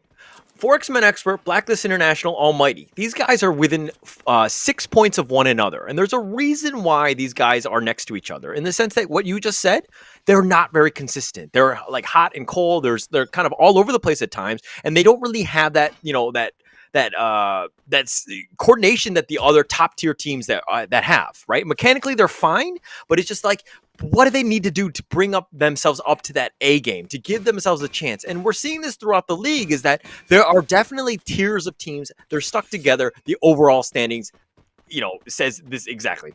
Yeah, I think the biggest difference between Blacklist and Almighty is that Blacklist, they are more aggressive for sure, but they also tend to get themselves wiped out. They'll go in for a fight, and if it doesn't go well, then they kiss goodbye to the round. For Almighty, they are not a team that would just purposely start a fight.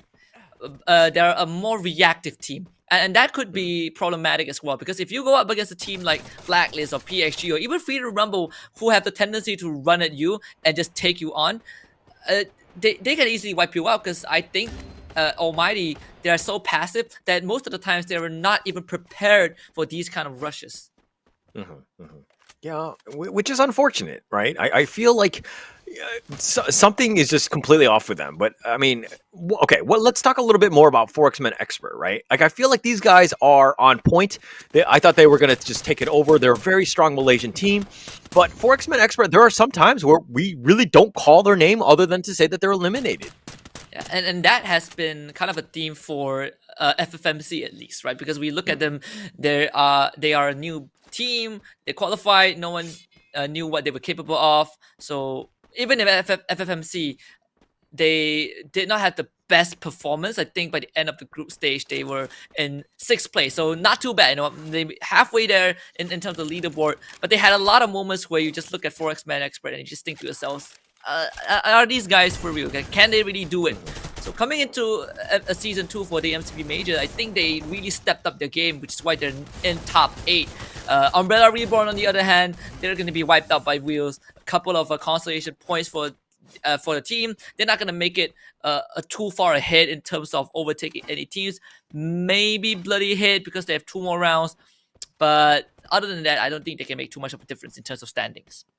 Yeah, not much they can do right there. And I do agree with your assessment there in the sense of just 4X-Men Expert. A team that has, we've seen glimpses of the amazingness of that team. But okay, Tactical Intex, probably the strongest team, I would say. I mean, they're a little bit above AKO Legend, who are a little bit inconsistent. We did talk a little bit about that. But Tactical Intex, what is it about these guys that is just, that make them one of the top dogs? I think Tactical Intex, perhaps it's just their opportunistic nature, right? At this first half of the league, they definitely struggle a bit. But if you look at their numbers, they have decent kill points. In fact, they have more kill points than Fast Kill. They have more kill points than AKO Legends, 4X-Men Expert, Blacklist International, and Almighty. 217 is the number for Tactical Intex. So these guys can really frag out, and it is finally paying off for them. And in fact, they are probably the only new kid in the league that is in top 4. Fast Kill, all of these guys are veterans. Tactical Intex is a new face. They didn't even play in FFMC, and yet they're able to secure top 4 as of this round. So that is super impressive. Okay, all right. So, all right, PXG right here against the Juggernaut that is, well, I mean, they are the Juggernaut going up against Zeth here, but they're looking to clean things up here. Monarch just running for his life, trying to dash by. It does get a nice knock onto Insanity. There's a lot that's there. Monarch just running in and out. He's so low, trying to use the building to his advantage. He's hiding in, and Insanity does get picked up. It looks like they're going to look to just, hey, you want to run away? Okay, I'll just pick up all my guys. But now Type 64 is flying on in, kind of like Superman, but he is getting shot. Does need to be a little bit careful here. He is getting slowly taken away. I believe it's the circle more than anything else, but Type 64, they haven't drawn a beat on it. And Monarch, he did so much work, but he was not able to confirm any kills. So even if Type 64 comes in, PSG Radicals have ample time to bring everyone back on their feet and even heal up with those medkits. So we're back to square one. I mean, Zep Squad, they came super close, but perhaps this time it's going to be different. Monarch, he's being the decoy. He's just running around in circles, giving Type 64 some space. The PSG Radicals just had more members to work with, and they were able to, outlast Zep Squad. Yeah, it was just the first circle, so just a minor amount of damage there. But PXG there, Tanamo was getting very low. I mean, they should all be picked up. I don't think anyone was killed through that more than anything else. It was just more of like a minor disturbance, I would say. But all right, fast kill here. It looks like they're going to be going up against Woos, who are on the high ground. Something they need to be a little bit careful about, especially since they're on the low ground. Yeah, Embalor makes him pay. He's got that trusty sniper, and he is on point. Embalor, just a god with the sniper rifle. And Wills, another team that you can say has hot and cold moments. In fact, they have 5 Booyahs. So in terms of Booyahs, they are ranked number 5th, I believe, in the overall leaderboard. But you can see that the inconsistency really shines because sometimes they have really horrible rounds, sometimes they have amazing rounds. The kill score isn't the best either. In fact, they have the lowest kill score, the second lowest kill score in the top 12, just slightly ahead of Bloody Hits. Yeah, and that's why they're on the 12th spot, right? Like, kills are just so massive in this game, right? It adds to the consistency part. It adds just, in terms of points, I would much rather have a bunch of killers on my team as opposed to people that are really good at hiding. I think that in a battle royale, you need to be able to put some bullets in and hit those shots, so to speak, and it's going to really pay off in a league like this. So I guess as somebody new or somebody who's more casual to Free Fire, what do you say to this person to help them aim, like to get better mechanically? Mechanically, I think it's just practice. I feel like practice is, I mean, it's very cliche, but practice more. There are a lot of guides and tutorials and of course content online that you can check out other players settings. I think that would definitely help as well. When it comes to mobile games, I love playing them, but I'm just not good at them, right? So, I mean, online, the internet is definitely your best friend. But I would say these guys, they practice, many hours a day. That would definitely help. Okay, all right. Well, you say you're not so great at mobile games, but I know you're a master in another game. But nonetheless, we're here now, and it looks like there's going to be 8 teams left, about 12 minutes. This is Kalahari at its finest, right? You have a lot of teams that are kind of surviving, looking for that mid to late game here. ITX, Tactical Intex, that is. They've got 3 kills, and it looks like they're trying to get a draw bead onto Barba from PXG. They're flying around, and they do know that they're coming in. They're wide out in the open, so PXG not in the greatest position here, but Tactical Intex just so much cover that they can't actually find PXG. PXG, they're not in the shape to fight at all. They lost 2 guys while they were fighting against Zeph Squad early on, so I don't think PXG is going to look for fights anytime soon. For X-Men Expert, they will do the exact opposite. They're picking bone with Wheels. There is one guy, Evos from Cannot Brain nearby. He has a grenade launcher, so that is going to amp out his threat level, but let's see if he can really make something happen. I mean, PXG Radicals are not in the best spot with ITX just looming over the horizon, gatekeeping them, and also AKO Legend. Oh, this circle is starting to enclose right now. There are 8 teams left, but they're just scattered. There's no room for all of these teams, and it looks like there's going to be a lot of action happening now. Barba starts it off with a nice little kill there. Seox is just looking to just get some shots in. Barba gets the triple of all things. Time Turner is going to be used by Seox. Throws out the glue walls. He's going to just kind of keep himself alive, at least for now. AKO Legend has now been eliminated 8. Most of them die to the blue zone, and it's just unfortunate. They have to outrun the blue zone and also deal with PXG Radicals and Tactical Intex. That is just a tough task to overcome. But Niall from this watchtower sees for X-Men Expert, so he's keeping tabs on 3 different teams. He has a very important job to do, and he's been doing it well so far. FastQ NY also has to make their move into the safe zone, but they know that they have to get past PXG Radicals. They do have the high ground. They know that PXG are within this vicinity. Hanma is just waiting for somebody to just peek their head out. Oh, Zipnu with a nice shot. Woo's been eliminated. Quad kill by Zipnu. Just tearing it up. Just drawing a beat on everybody. But PXG Radicals, they're going to just stick around here. This is the team to watch right now. Are they able to overcome the lead by SAF? SAF are like, just please, everybody just aim at PXG. Eliminate them now. And it might be working out. I mean, PXG, they're trying to gun. They have a couple of kills under their belt, and they're getting decent placements because ITX are taking everyone else out. In fact, PSG Radicals, they have made it to top 4 of all things. So the chances of them overtaking SAF is definitely there. Barbara gets a good nade and a snipe, and ITX again down to just 2 guys. Zipnu himself with 6 kills, but because of what PSG did, now Forexman and Expert have a lot of room to work with. In fact, they're pushing onto that compound with nothing much for ITX to work with. They only have a watchtower and a couple of blue walls. Those nades might just be the undoing. Oh gosh, Zipnu just completely stuck in. Yes, he's got 6 kills to his name, but he's completely turned this one off. Fast Kill Malaysia's been eliminated 4th. 3 teams left. PXG is one of them. ITX, he's stuck inside. There's just glue walls galore. The blue circle is starting to enclose, and that means the end is nigh. It's coming right now. 4X-Men Expert Spade is looking to just sweep around, try to get into the circle, using the glue walls for cover. Are they able to survive this one? I mean, PSG might be able to do this, right? Maru's already taking out the 3rd member of the of ITX. Barbara's gonna swing the corner. Tanamo does get a kill. Tactical Intex is out. For X-Men Expert, they get the booyah for themselves, but PSG Radicals stayed alive longer than anyone should have let them. They get 2nd place. For X-Men Expert, though, will at least put another booyah under their belt. This is the 4th for this team in the entire league stage, and this will cement them in that 6th spot at least. All right, now it looks like one of the players is showing a picture of his girlfriend or his mom. I'm not sure. I don't know why that's relevant here. But nonetheless, we're going to have it. And really well played by 4X-Men Expert. We talked about a little bit of inconsistency. Hey, that's consistency right there. In terms of getting the booyah, getting all those kills, that's what you really needed to have done. 4X-Men Expert proving to be very strong right there. But let us invite the hosts back in. Let's break this all down. Danny, Icy Baby, 1-2, come on back. Well, the dream is alive here for PXG. I think at this rate, would you guys say that they already surpassed that 13-point difference? I think so. I think they have. I think so too. That's 9 points for placements, and they got a fair amount of kills. So they're only 13 points behind SAF. So I think they've done it.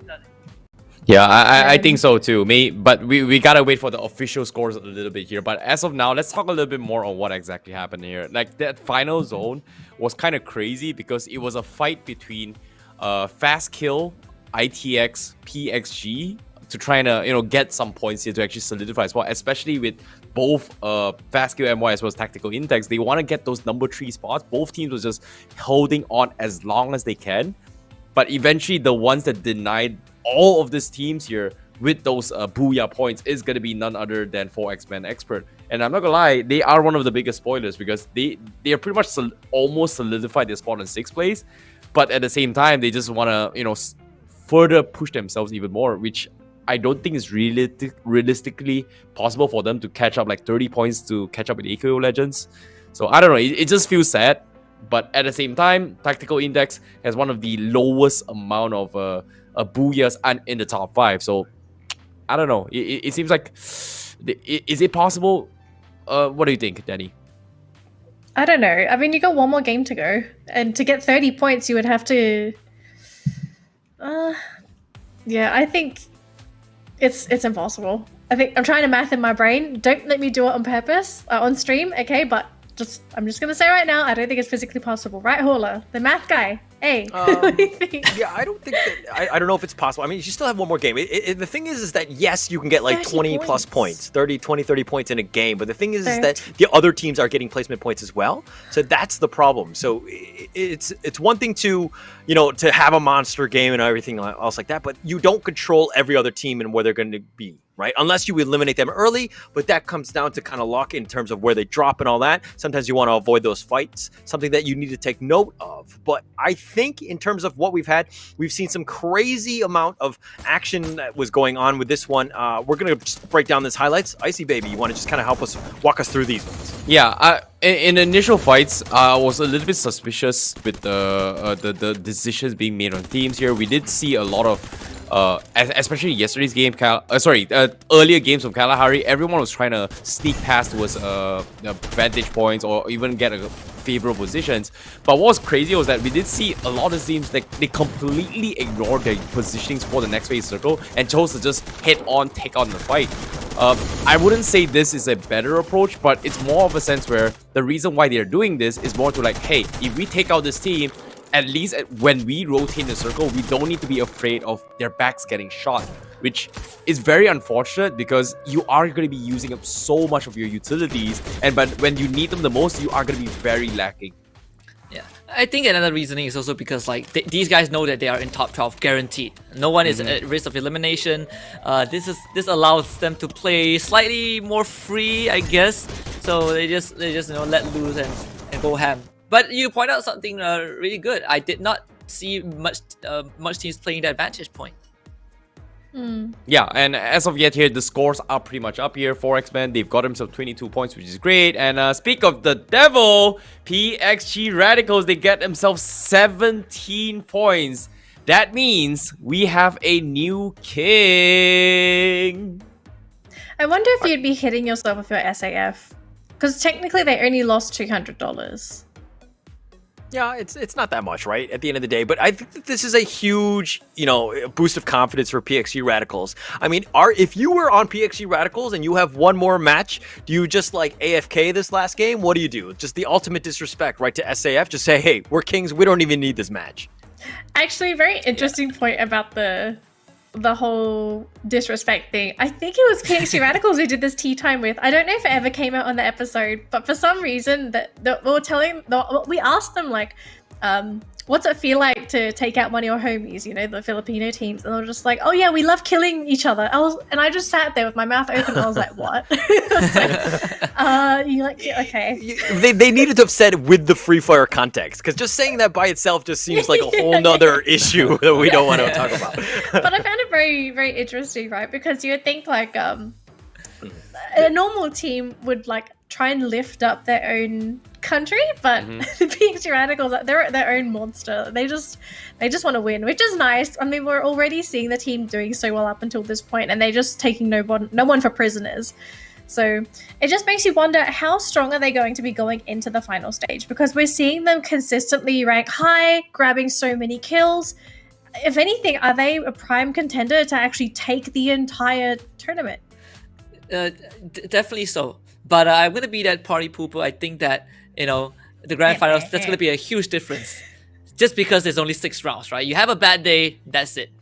Boo, Husky, come on, boo. But, speaking of the party pooper, it's okay. If you guys are enjoying yourselves here, here's a party surprise for you guys. That is going to be the code giveaways up on screen right now. It's going to be gone before it's, in the nick of time. So be sure to claim it before it's gone. It is only valid to the end of the stream. Redeem it right now before it's gone. And now, coming into this final match coming up, I don't know. It feels like there's nothing much to talk about besides maybe FastQMY Tactical Index trying to fight and solidify the 3rd and 4th placings. AKO Legend also maybe kind of stuck in a very, very rough spot. 4X-Men Expert, with that whopping 20 plus points, it is very possible for them to actually take down the number 5th spot. So aside from the middle of the pack, I don't think there's much to talk about, I guess, Danny? It's money. I'd say it's all in the money now, because some of the teams they can still gain an extra $200, even $400 if they do really well. Remember, we had those other matchups, but again, it's going to depend on how they do on their final map, which is going to be Purgatory. Now, Hola, I know you wanted to say something. Here's your time to shine. I'm going to throw it over to you and Husky for this matchup. Thank you, Danily, and of course, Icy Baby 12 for incorrectly calling PXG's Radicals rise to the top. No one saw this king come there. Claim it. Respect the name. PXG Radicals are going to be your number 1 team going into the grand finals. That's coming up. But we're going to go into match 6. We're going to end with a bang. This one's going to be Purgatory A versus C. This is the last matchup of MCP League Season 2. And we're going to go into this one right now. Which of the teams do you think, Husky, do we need to look out for in this final match? I think for 3rd and 4th place, them ITX and FastQ MY, and also 7th and 8th, Blacklist International and Almighty. These 4 teams are in close contention. I mean, FastQ MY are about 5 points behind Tactical Intex, and Almighty, they are 6 points behind Blacklist International. So these guys have been neighbors for quite a while. In fact, I mean, props to Tactical Intex. Right now, as of round number 5, they overtook FastQ MY to take the 3rd spot. That is not just extra money, but it's also a testament to how good these new kids on the block are. Yeah, Tactical Intex, they've impressed me. I mean, I like Tactical Intex. I liked Argon Malaysia. I think that these are two teams on the rise. They've found a winning strategy that's just kind of taken over this league, and they've just risen to the top, so to speak. They've done very, very well. Now, I think that they have the edge against Fast Kill Malaysia? We're going to have to find out, as there's only a 5-point differential there. But, Tactical Intex already starting strong. They're getting some shots in on the woos, and they're looking to just continue this lead. And yeah, everyone is spread out, but Tactical Intex, they already got 2 knocks, and that is going to give them so much advantage. I mean, Alforte, he's not even near his team. Wills are not in the best positions to fight, and all these early knockdowns is definitely going to cost them the round for sure. ITX, they can feel super comfortable right now. I mean, Wills, they don't have much to work with. Yeah. And these warehouses are yes, it's a decent, they're huge buildings, but there's just so much open area to deal with. Embelor is just running for his life, realizing that he's outnumbered. He's just slowly getting nicked, and looks like, Tactical Intex have just been on the prowl, just hunting everybody down, trying to find Embelor. And Embelor is like, okay, I just need to run out, just save my life, try to stay alive at this point. Yeah. I think if you tell me that Tactical Intex is going to be 3rd in terms of overall frags, I would call you bluff. For sure, but now it actually happened, right? Tactical Intex, they have the 3rd most frag, 224, and if you add those 2 in, it's going to be 226. And the second closest is AKO Legend and Forestman Expert with 187, followed by 186 by Fastkill and Blacklist International. So these guys, they are monstrous in terms of those gunfights, even though they don't have much placement points compared to those teams that we just compared them to.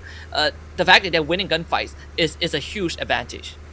Yeah, getting those kills is just massive. But you talked about Blacklist International. This was a team that was in the running, top 3, right? We saw them, they were 2nd place. We're like, oh, this team is on fire. They've done so well. But man, how the mighty fallen. They're 7th place at the moment. They might even drop into 8th with Almighty on their heels right now. What exactly happened to Blacklist? I think it's just Blacklist.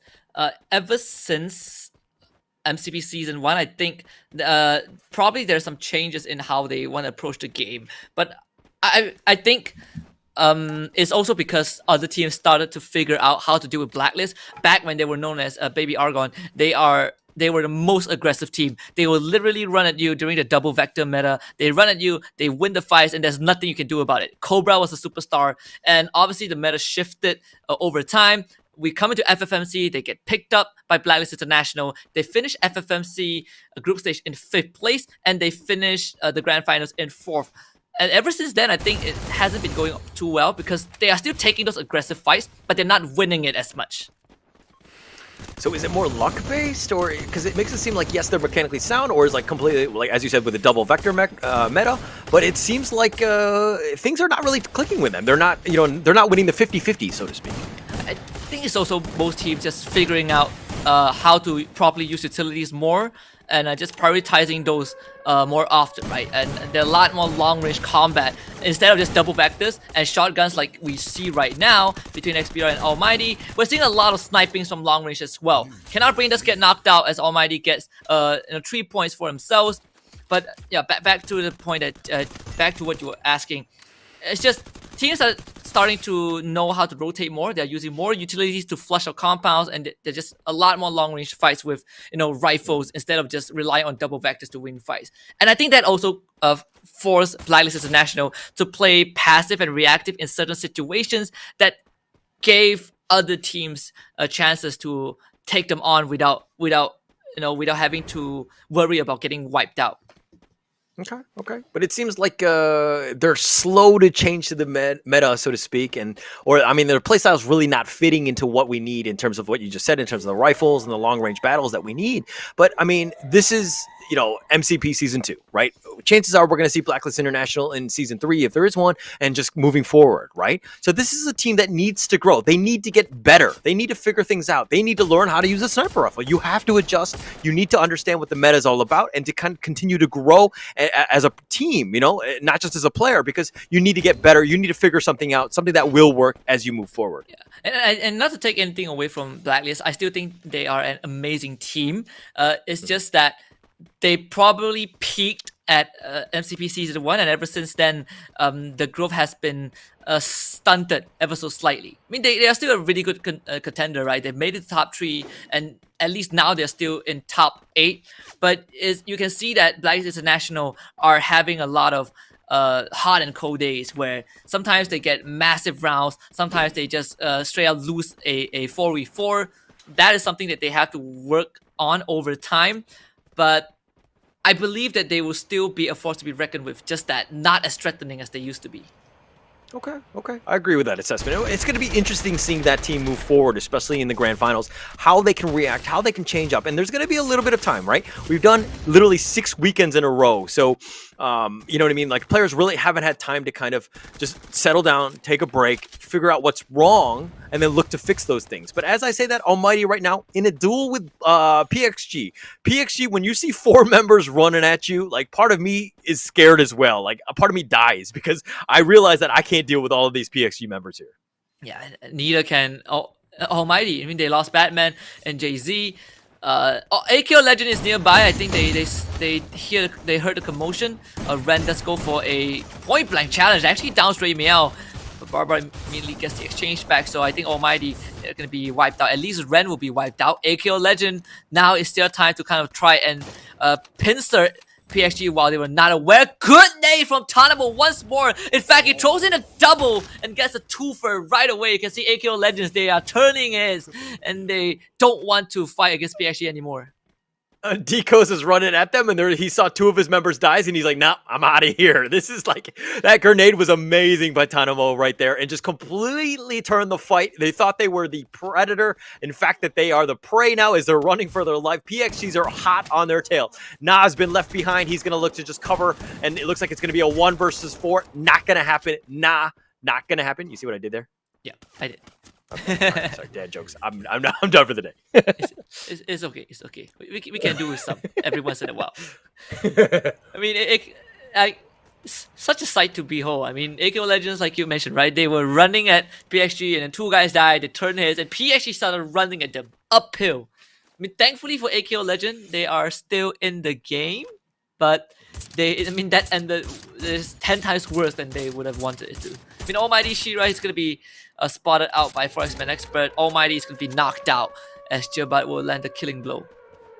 Yeah, Almighty been eliminated there, 10th place. Shiro is just all by himself. He had his frying pan. He was probably going to cook an egg, but unfortunately no team will give him that space, so to speak. But 4X here, Spade, high ground, love it. Jabat as well, very close by. They're going to just kind of camp around here, realize that, hey, there's a lot of time left in this, in the map. The circle hasn't fully enclosed. This is just the first one, so we have plenty of time to figure things out. But PXG, I mean, this is a team that, yes, they could have, I mean, they're up 4 points. They're going to be guaranteed first place, but they're continuing to just be aggressive. They're looking to take fights.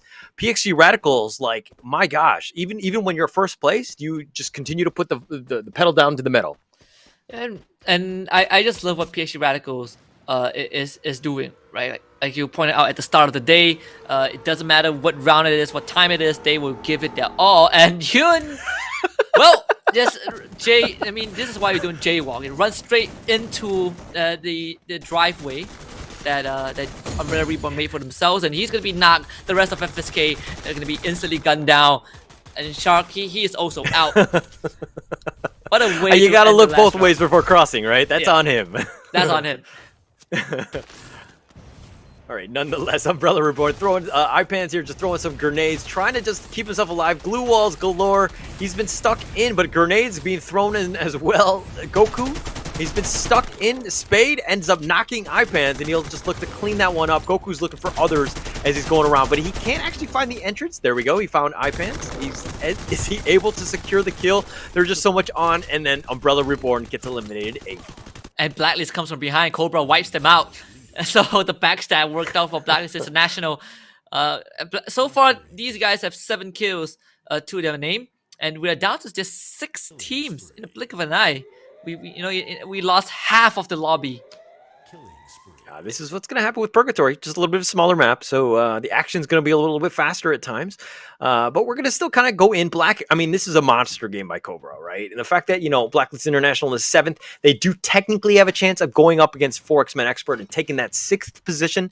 You definitely want that extra $200. Definitely a possibility there.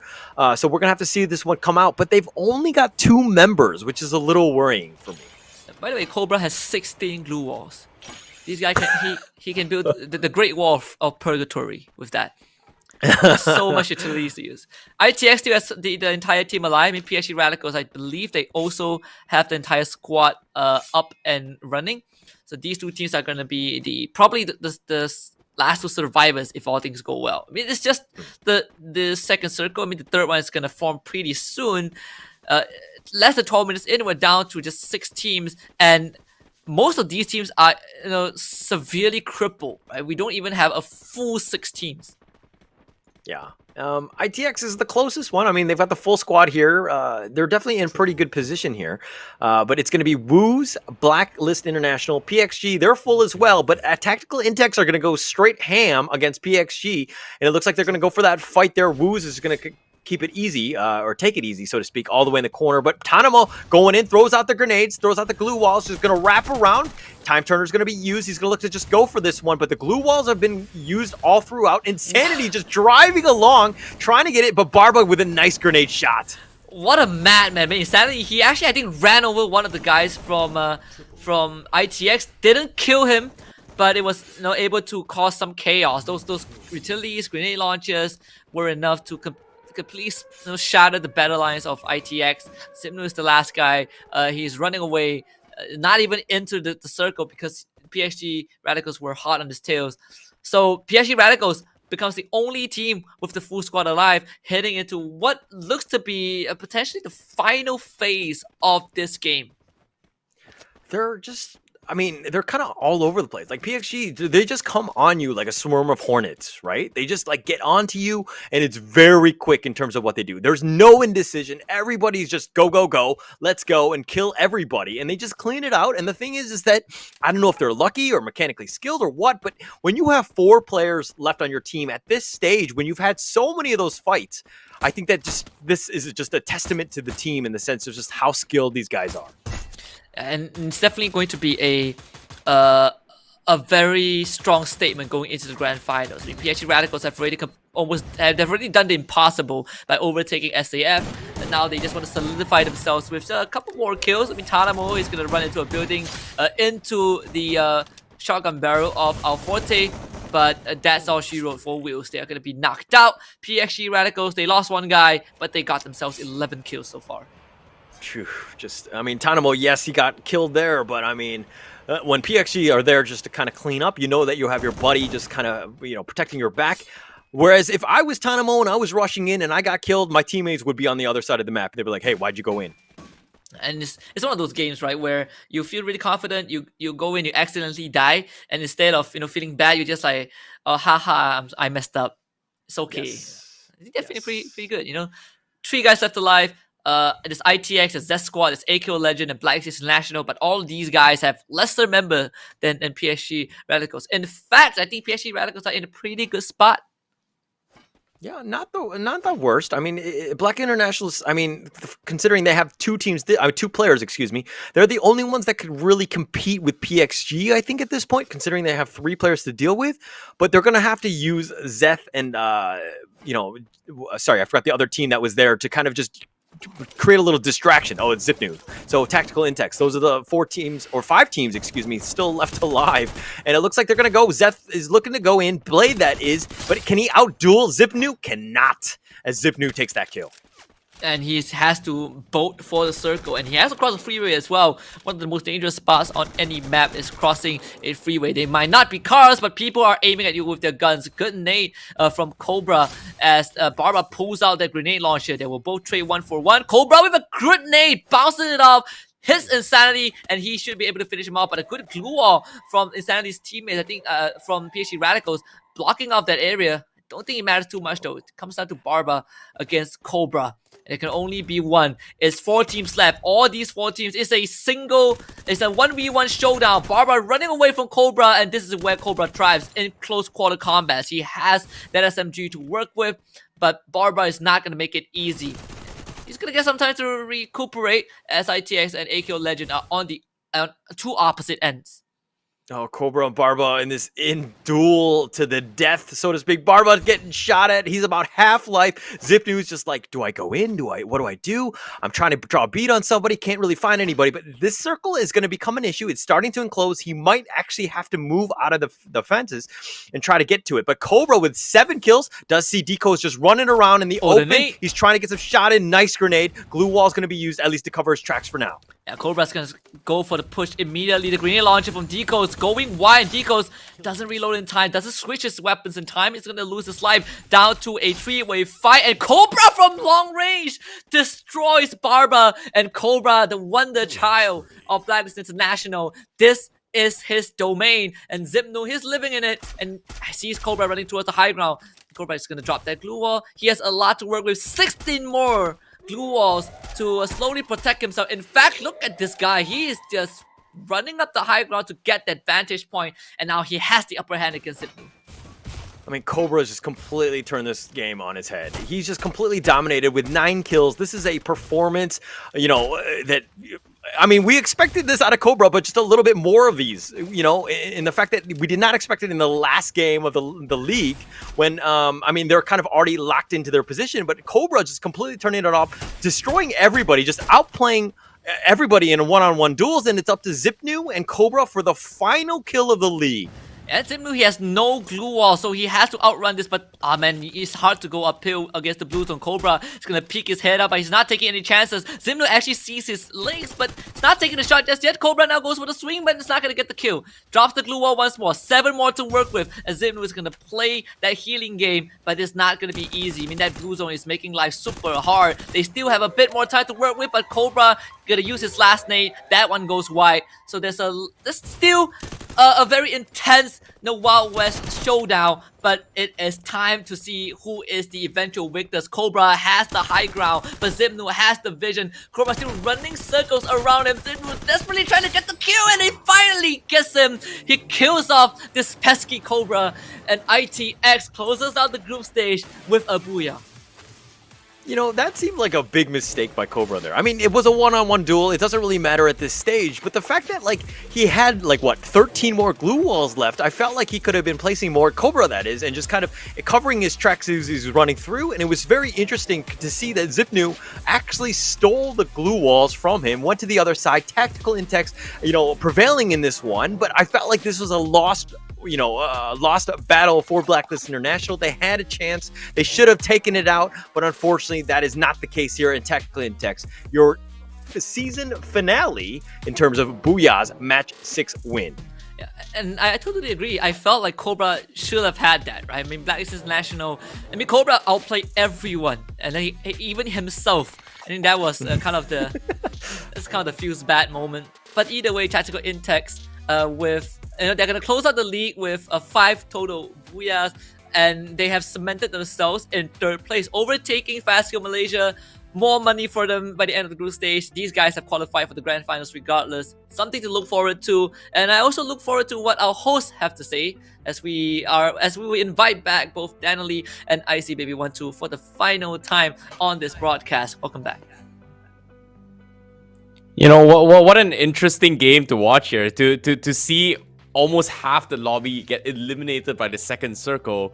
You can see that a lot of teams just kind of gave on up. They know that the points are pretty much secured there, especially when playing towards playoffs. But what I did not expect was a 4-way 1v1v1 showdown, which showed you Cobra had the individual skills to actually back it up. Unfortunately, I definitely agree. I'm not exactly sure what was going through his mind. He had more glue walls to actually do a little bit more instead, but unfortunately the mountain terrace was just too steep for him to actually outmaneuver the guys from Tactical Intex. I do have to agree, actually. I was watching it and I was thinking, is it too steep to actually aim? Because you could see there's a limit to how high it can go. It's just strange. Halfway, But I have thought to that. ask.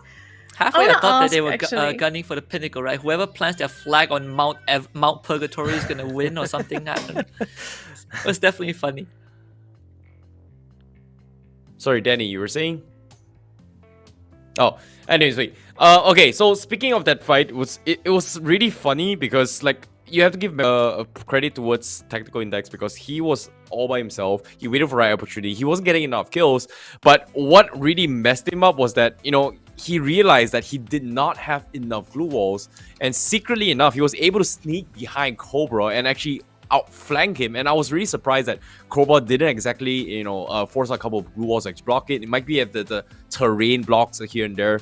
But overall, in general, Cobra played it really insane 1v1. He was able to take down PXG Radicals. I was hoping for a potential PXG Radicals finish, to say that, hey, the Kings are back or something like that. But I don't know, Cobra, I definitely agree. Like, where was this guy in the previous weeks? Because we seen that in previous seasons. They were one of the strongest contenders coming to MCP, and now they're in this final match. For him to actually step up, is this like a sign that they're actually saving up strats, or is this a sign that, hey, we're keeping it low key? Finals is like the true objectives. The $15,000 is what we're looking for. We don't want people to be paying attention to us. Watch out for us. Maybe that's a statement coming from Blacklist International. Sorry. It's okay. I don't think they're saving strats. My point of view so far from watching Blacklist is that it really just feels like the meta isn't in their favor. The meta that we saw Blacklist dominate in was when close quarter combat was pretty much the only way to go, and that's where Cobra thrives. He is such a good 1v1 player. The moment you put him and his team in a situation where they need to contest long range, you can see that seems to be a weakness in Blacklist's overall play. They're not so good when it comes to going head to head with teams in longer distance combat. And I think it comes back to just, Free Fire and other FPS shooters, the team-based ones, right? Where you might be mechanically sound, you might be able to get all the kills, you might be able to click the heads, you might be able to do that all on your own. But now when you're going up against a team of 4, and then you have your own teammates, it's like, how do I get in? How do I coordinate? How do we, who says go? What's going on? Like, left, right, center, like how we flank them. There's so many different things, different elements, right? And that's where the practice can kind of come in. I think that as you guys all said, in terms of Blacklist International, Cobra's ability to duel, we saw that at the end. The guy is mechanically sound. 1v1, he can take you out all day. I would take him in a 1v1 tournament if there was a one that was possible. But Free Fire is not like that. It's a team-based game. You're going to have to play and stick as a team. And unfortunately, Blacklist International, yeah, they have some kinks. Yeah, they have some mechanically sound players. But can they actually win the grand finals? Can they get that 15,000 USD? That's the toughest question. I mean, the grand finals always feels like a coin flip simply because it all comes down to just 6 rounds, right? You have one bad round and that's it. And 6 rounds, and I think a factor we need to talk about with that as well is flight paths. Like, no one knows what the flight paths are going to be before the match begins. So one team might favor a certain flight path, but then all of a sudden, what if it goes the opposite direction and it's a path that they are very unfavorable with? So it's RNG is also a factor here. Yeah, that's the beauty of playing Battle Royale, right? Like, Free Fire is so unpredictable. You don't exactly know when the zone is going to be happening. You can only do so much when it comes to teamwork. So trusting your teammates and trusting you've got someone getting your back or got your back is going to be very important. Unless it comes down to a situation where we have like the remaining 6 teams and everyone is going to be a 1v1 person alive, then probably we wouldn't call it a team game. We'll call it a solo tournament straight up from that stage of the game, if it actually happens in the finals. I'd love to see that. I would love to see one of the rounds in the grand finals where it just comes out to the epic 1v1, or we get a water circle. Everyone has to fight on water. That would be great as well. We've seen that. I don't think we've seen much of that in MCP season 2. Surprisingly enough, the RNG did not favor any water fight, and it's only possible in Purgatory. I think last season we had a lot of water finishes, and at first I was thinking, is this normal? Now that I look back on it, it seems like it isn't normal because we didn't really get too many of those water finishes, did we? No. All right, so we've made it. The group stage is over. Our 12 teams are set. Now, for people at home that are wondering, when is the final stage? The final stage is going to be held on the 16th of October, 1 p.m. Okay, that is the grand final where our top 12 teams will go head-to-head in 6 grueling matches. That $15,000 prize pool for first place. Now, I know it's a bit early, guys. I hate to do this, but I kind of like doing it too. Ooh. Who are you going to be rooting for the grand finals? Oh, that's pretty tough. tough. That's actually pretty tough. Like, I I'm not gonna was- lie. Like currently, you know, the odds seem stacked against the Philippine teams, but at the same time, you know, they are the top 2 as of yet, with PXG Radicals and Supreme Assault Forces representing Philippines. It feels like it's gonna be Malaysia versus Philippines, but at the same time, do we have enough time to think about our country when there's only so little matches? Okay, so I will give one for each nation, right? For Philippines, I think PXG Radicals. I'll take Okay. that. For Malaysia, I would take Tactical Intex. I think these Whoa. two teams are going to be the teams to watch. Interesting. I was torn between, you know, should I go for, like, I have 3 for Malaysia, right? ITX, FastQ, and 4X Men. Surprisingly, Blacklist isn't on my list, but I think, judging from what we've seen so far, Tactical Intex is just overall better than these guys, than the other Malaysian team, even though they came online later into the group stage. Surprised on the 4X-Men pick, but okay. Holo? I'm going to go, I agree, which is weird, with Husky, in the sense of PXG Radicals. I think they've proven to be the strongest team. The second team I'm going to go with, again, is just Tactical Intex. I think that he's on point with those. I think that team is on the rise. But my underdog story, and I'm going to ride this until this league is done, Argon Malaysia. I love this team. I love the way they play. I want to see more of them. And I think that they can do this. I think they have a chip on their shoulder, the fact that they're 9th place going into this grand finals. Hey, we got a clean slate, grand finals. Let's go, Argon Malaysia. This is the team to watch out for. Well, to for agree me, with I Argon think the MY. 2 teams that I'm going to be supporting, I think is going to be Supreme Assault Forces for sure. I don't know. I'm just going to stick it with it here. I'm just going to go against with casters. And It's I okay to be definitely wrong. agree. You know, that's for the Philippines. You know, whoa. But yeah, one thing I do agree from Holler is that I kind of want to see more from Argon MY as well. Like, I'm just keeping my money on Argon a little bit here. They have been very low key, but we have seen them shown signs that they actually can keep up with the top teams. It's just that something might have messed up. It might be the league stages. It might be a little bit interference here and there. But I feel like based on that performance from Koba, I feel like they still got it. It's just that whether or not are they lucky enough or anything in this regards, because the finals, it can be extremely unpredictable. Yeah, and I think the biggest factor that's going to affect the results, right? Even though I picked PXG and Tactical Intex, and I think they have a great chance, but these 2 teams showed up really late into the league stage, so they are more of a marathon runner. The finals is a sprint. So if the teams who are naturally explosive like SAF, FastQ, and Blacklist really have a good game, or even Argon MY, I think these guys might just win the grand finals. It really comes down to what they bring, right? The teams have such a distinct personality. Like PXG, Tactical Intex, maybe 4X Man Expert, these guys, they run marathons. But can they sprint as fast as SAF or FastQ in the grand finals? I think that's the biggest question. All right, so before we conclude the stream, let's just take a look at the round standings for our final match for today, which was match 6 for A versus C. And as we can see, PXG Radicals, even though they ended up placing 3rd, they managed to finish on top with 20 points, followed by Blacklist International with them 19 points, and then Tactical Intex, yes, they got the booyah, but they only got 17 points because unfortunately they trailed behind with 5 kills. So I know you guys are cheering for PXG Radicals, but I guess, should we count out Blacklist International? Probably not, because everything's reset going into the grand finals, and the teams have 2 weeks to prep, which...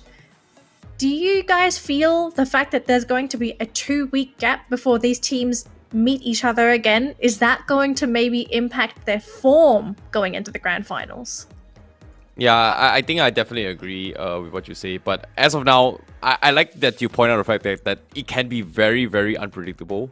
When it comes to, hey, you're jumping into between teams, it could be this team, this could be team's team. And because there's just 4 of us, it's so hard to make a concise decision. Who is going to be number 1? We agree PSG Radical is number 1 now, but anything can happen in these next 2 weeks. So I don't know. They might have needed a rest here, considering that it has been a long league thus far. Every single week has been training.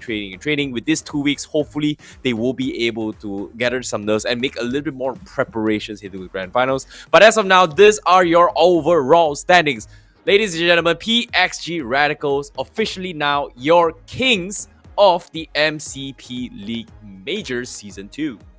Look at those kill points. 282 kill points over Supreme Assault Force's 263. Yeah. That is a sign itself. I think a lot of people have no idea how hard it is to overtake SAF in terms of frags and placement points. So PSG Radicals, I mean, one more point they will break the 600-point record, but nonetheless, they've already set a new high for the major league stage. The highest we got in Season 1 was 500 by Baby Argon, but right now, 599 is the new score to beat for next season, if there is a next season. Yeah, just goes to show how skewed. What a crazy tournament. Don't make it sound so sad, Husky. We're definitely gonna have a next season, bro. Okay, let me rephrase myself. 599 is the new score to beat next season. Okay, fair enough. Got it. Do you think anyone will be able to beat that? I feel like this is uncharted territories. I think just the way PXG Radicals just kind of turned it up and just got better and better and better, scoring, 60 to 70 point, in a single day. I don't think any team is going to get to the same level of PXG. Hey, you're asking for it to happen. As soon as someone doubts it, it just happens. But it also depends going into next season, right? Are we going to have another team that sort of catapults their way into the league like SAF, but maintains it? Because we did see that SAF, they did peter out towards the end of the race. So what if we have a team that performs like that, just hogs all the points, hogs all the placement points on top of that as well, and then just leaves scraps for the rest of the competition? There's a possibility that we one day have a season where a team is just so dominating. Yep. The same thing happened in Season 1 as well, right? We had a team that was in first place almost the entirety of the league, and I think towards the tail end, they lost that first place. It happened right now as well with PSG Radicals and SAF, but at least for this season, it was way closer than Season 1. I think Season 1, there was just a huge gap that no one could close. Well, as of yet, that is pretty much the results thus far, and we have pretty much solidified the top 12 team thus far. But the bottom 5 team, unfortunately, say we have to say goodbye to Metrics, Freedom Rumble, Zeph Squad, Umbrella Reborn, as well as Cannot Explain, because they will be eliminated out of MCP Season 2. There will be winners, but I know you guys want more Free Fire games for those guys watching at home. But I'm gonna say you guys gotta sit this out and probably wait out for the finals, because the top 12 team is gonna give you an explosive round for then. You've heard the predictions from the casters, and it's what do you guys think at home? Who do you guys think is gonna be the number 1 team by the end of MCP Season 2 in the finals? I'll be curious as well. There's just so many shouts here coming from us, and for these guys watching at home as well, you can also claim this code right now below. Danny, what do you think? Is this gonna be a pretty good one? I mean, finals are always good. I don't know why you're asking me that question. Finals is going to be amazing, right? I mean, winners of the grand finals, not winners, I mean top 4 of the grand finals, you seed yourself in for the Season 3 major. That itself is already, a great achievement. So a lot of these players, this is their second chance, right? They finally got a chance to play in the grand finals. Some of these guys, they did not make it in Season 1, and then under a different banner, they made it in Season 2. Some of these guys barely made it in Season 1. Now this is opportunity number 2 for them to kind of make a difference. Wills being the first one that comes into mind, SAF as well. So let's see what they have to bring in the grand finals. I'm super excited. And I'm looking forward to the fact that, hey, you know, there's no free points anymore, right? There's no, every one of these guys are big dogs. Everyone who is going to be the alpha, we're going to have to find out. Only the top 12 teams. Yes, some of the teams kind of limped into the grand final, so to speak, but they made it their way in. I mean, just based on the past play, right? So that's one of those things where they're in the moment because of it. They earned it technically, and they're in because of that. But we're going to find out if they can continue on with that. Maybe they're, you know, we're going to see some of the risers. Just are they able to pick, just kind of figure out what's wrong? Have they gone from lovers from previously they were killers, right? But this is a team that seems to be in disarray. That team really needs to step it up with second place going into this one. They're going to have a lot to think about moving forward. But all of these teams, I feel like almost everyone has an opportunity to win the grand finals. So I'm really looking forward to that. Oh, there you have it, Holler. Amazing speculation thus far, and anything can happen in the finals, and hopefully, representing from the Philippines, Supreme Assault Forces and PXG Radicals at the top, alongside with Bloody, Head as well as Wheels, and also Almighty. Can they actually stack up their odds? Because it feels like a pretty Malaysian stacked team towards the finals. But I don't know. I'm hoping to support a Malaysian team for sure. But seeing how SAF as well as PXG Radicals play, I don't know. I feel like they've got the better stats. Just that the odds, it's so hard to predict. I can't make a decision, guys. I really can't. I just really can't. I thought you already made your prediction. What are you talking about? I don't know. Like I that's the thing. Like I said like, oh, this is gonna be teams, but when it comes to the finals, it's just unpredictable. Okay, just stick with it, because clearly. I'm just indecisive. Stick with your predictions. You are very indecisive. Yeah. All right. Any final words before we close out the stream? Waiting for the grand finals, PXG, ITX, my top 2 picks of one from each nation. So I want to see what they have to bring to the table. Argon Malaysia, here we go. I got Malaysia. All right, that's going to be it for us, folks. Thank you so much for tuning in to this week of MCP Majors. Now, we are going to be coming back on the 16th of October. That is 2 weeks from now. So there's no MCP Majors next week, but that's okay. Make sure you're prepped 2 weeks from now, because we're going to have a fantastic grand finals. Thank you so much for sticking it out with us, and we'll see you for the grand finals.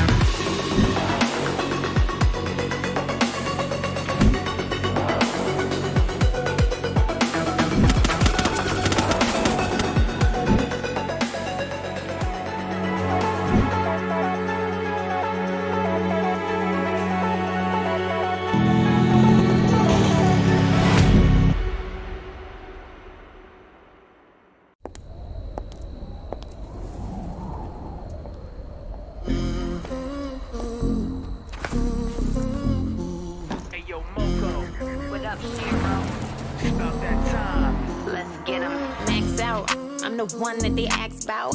Money team better come with your racks out. Stadium packed out, crowd going crazy. Queen of this hair, I ain't leaving my chair. Money green high heels, I make them shiver. Post up, post off, and I deliver. I'm gold, you glitter, they old and bitter. I'ma fight for it. Take it to the next level, ride like a bike pedal, hotter than a kettle on fire. Stand back and admire. Winning this game and I'm taking the empire. Time to start the show, ready now, fire. Revolution, I'm here with the solution. Top contender, I'm the one they keep choosing. If it ain't me, I'ma need you to tell me who then. Fiction time, kick them out and I'm a moving.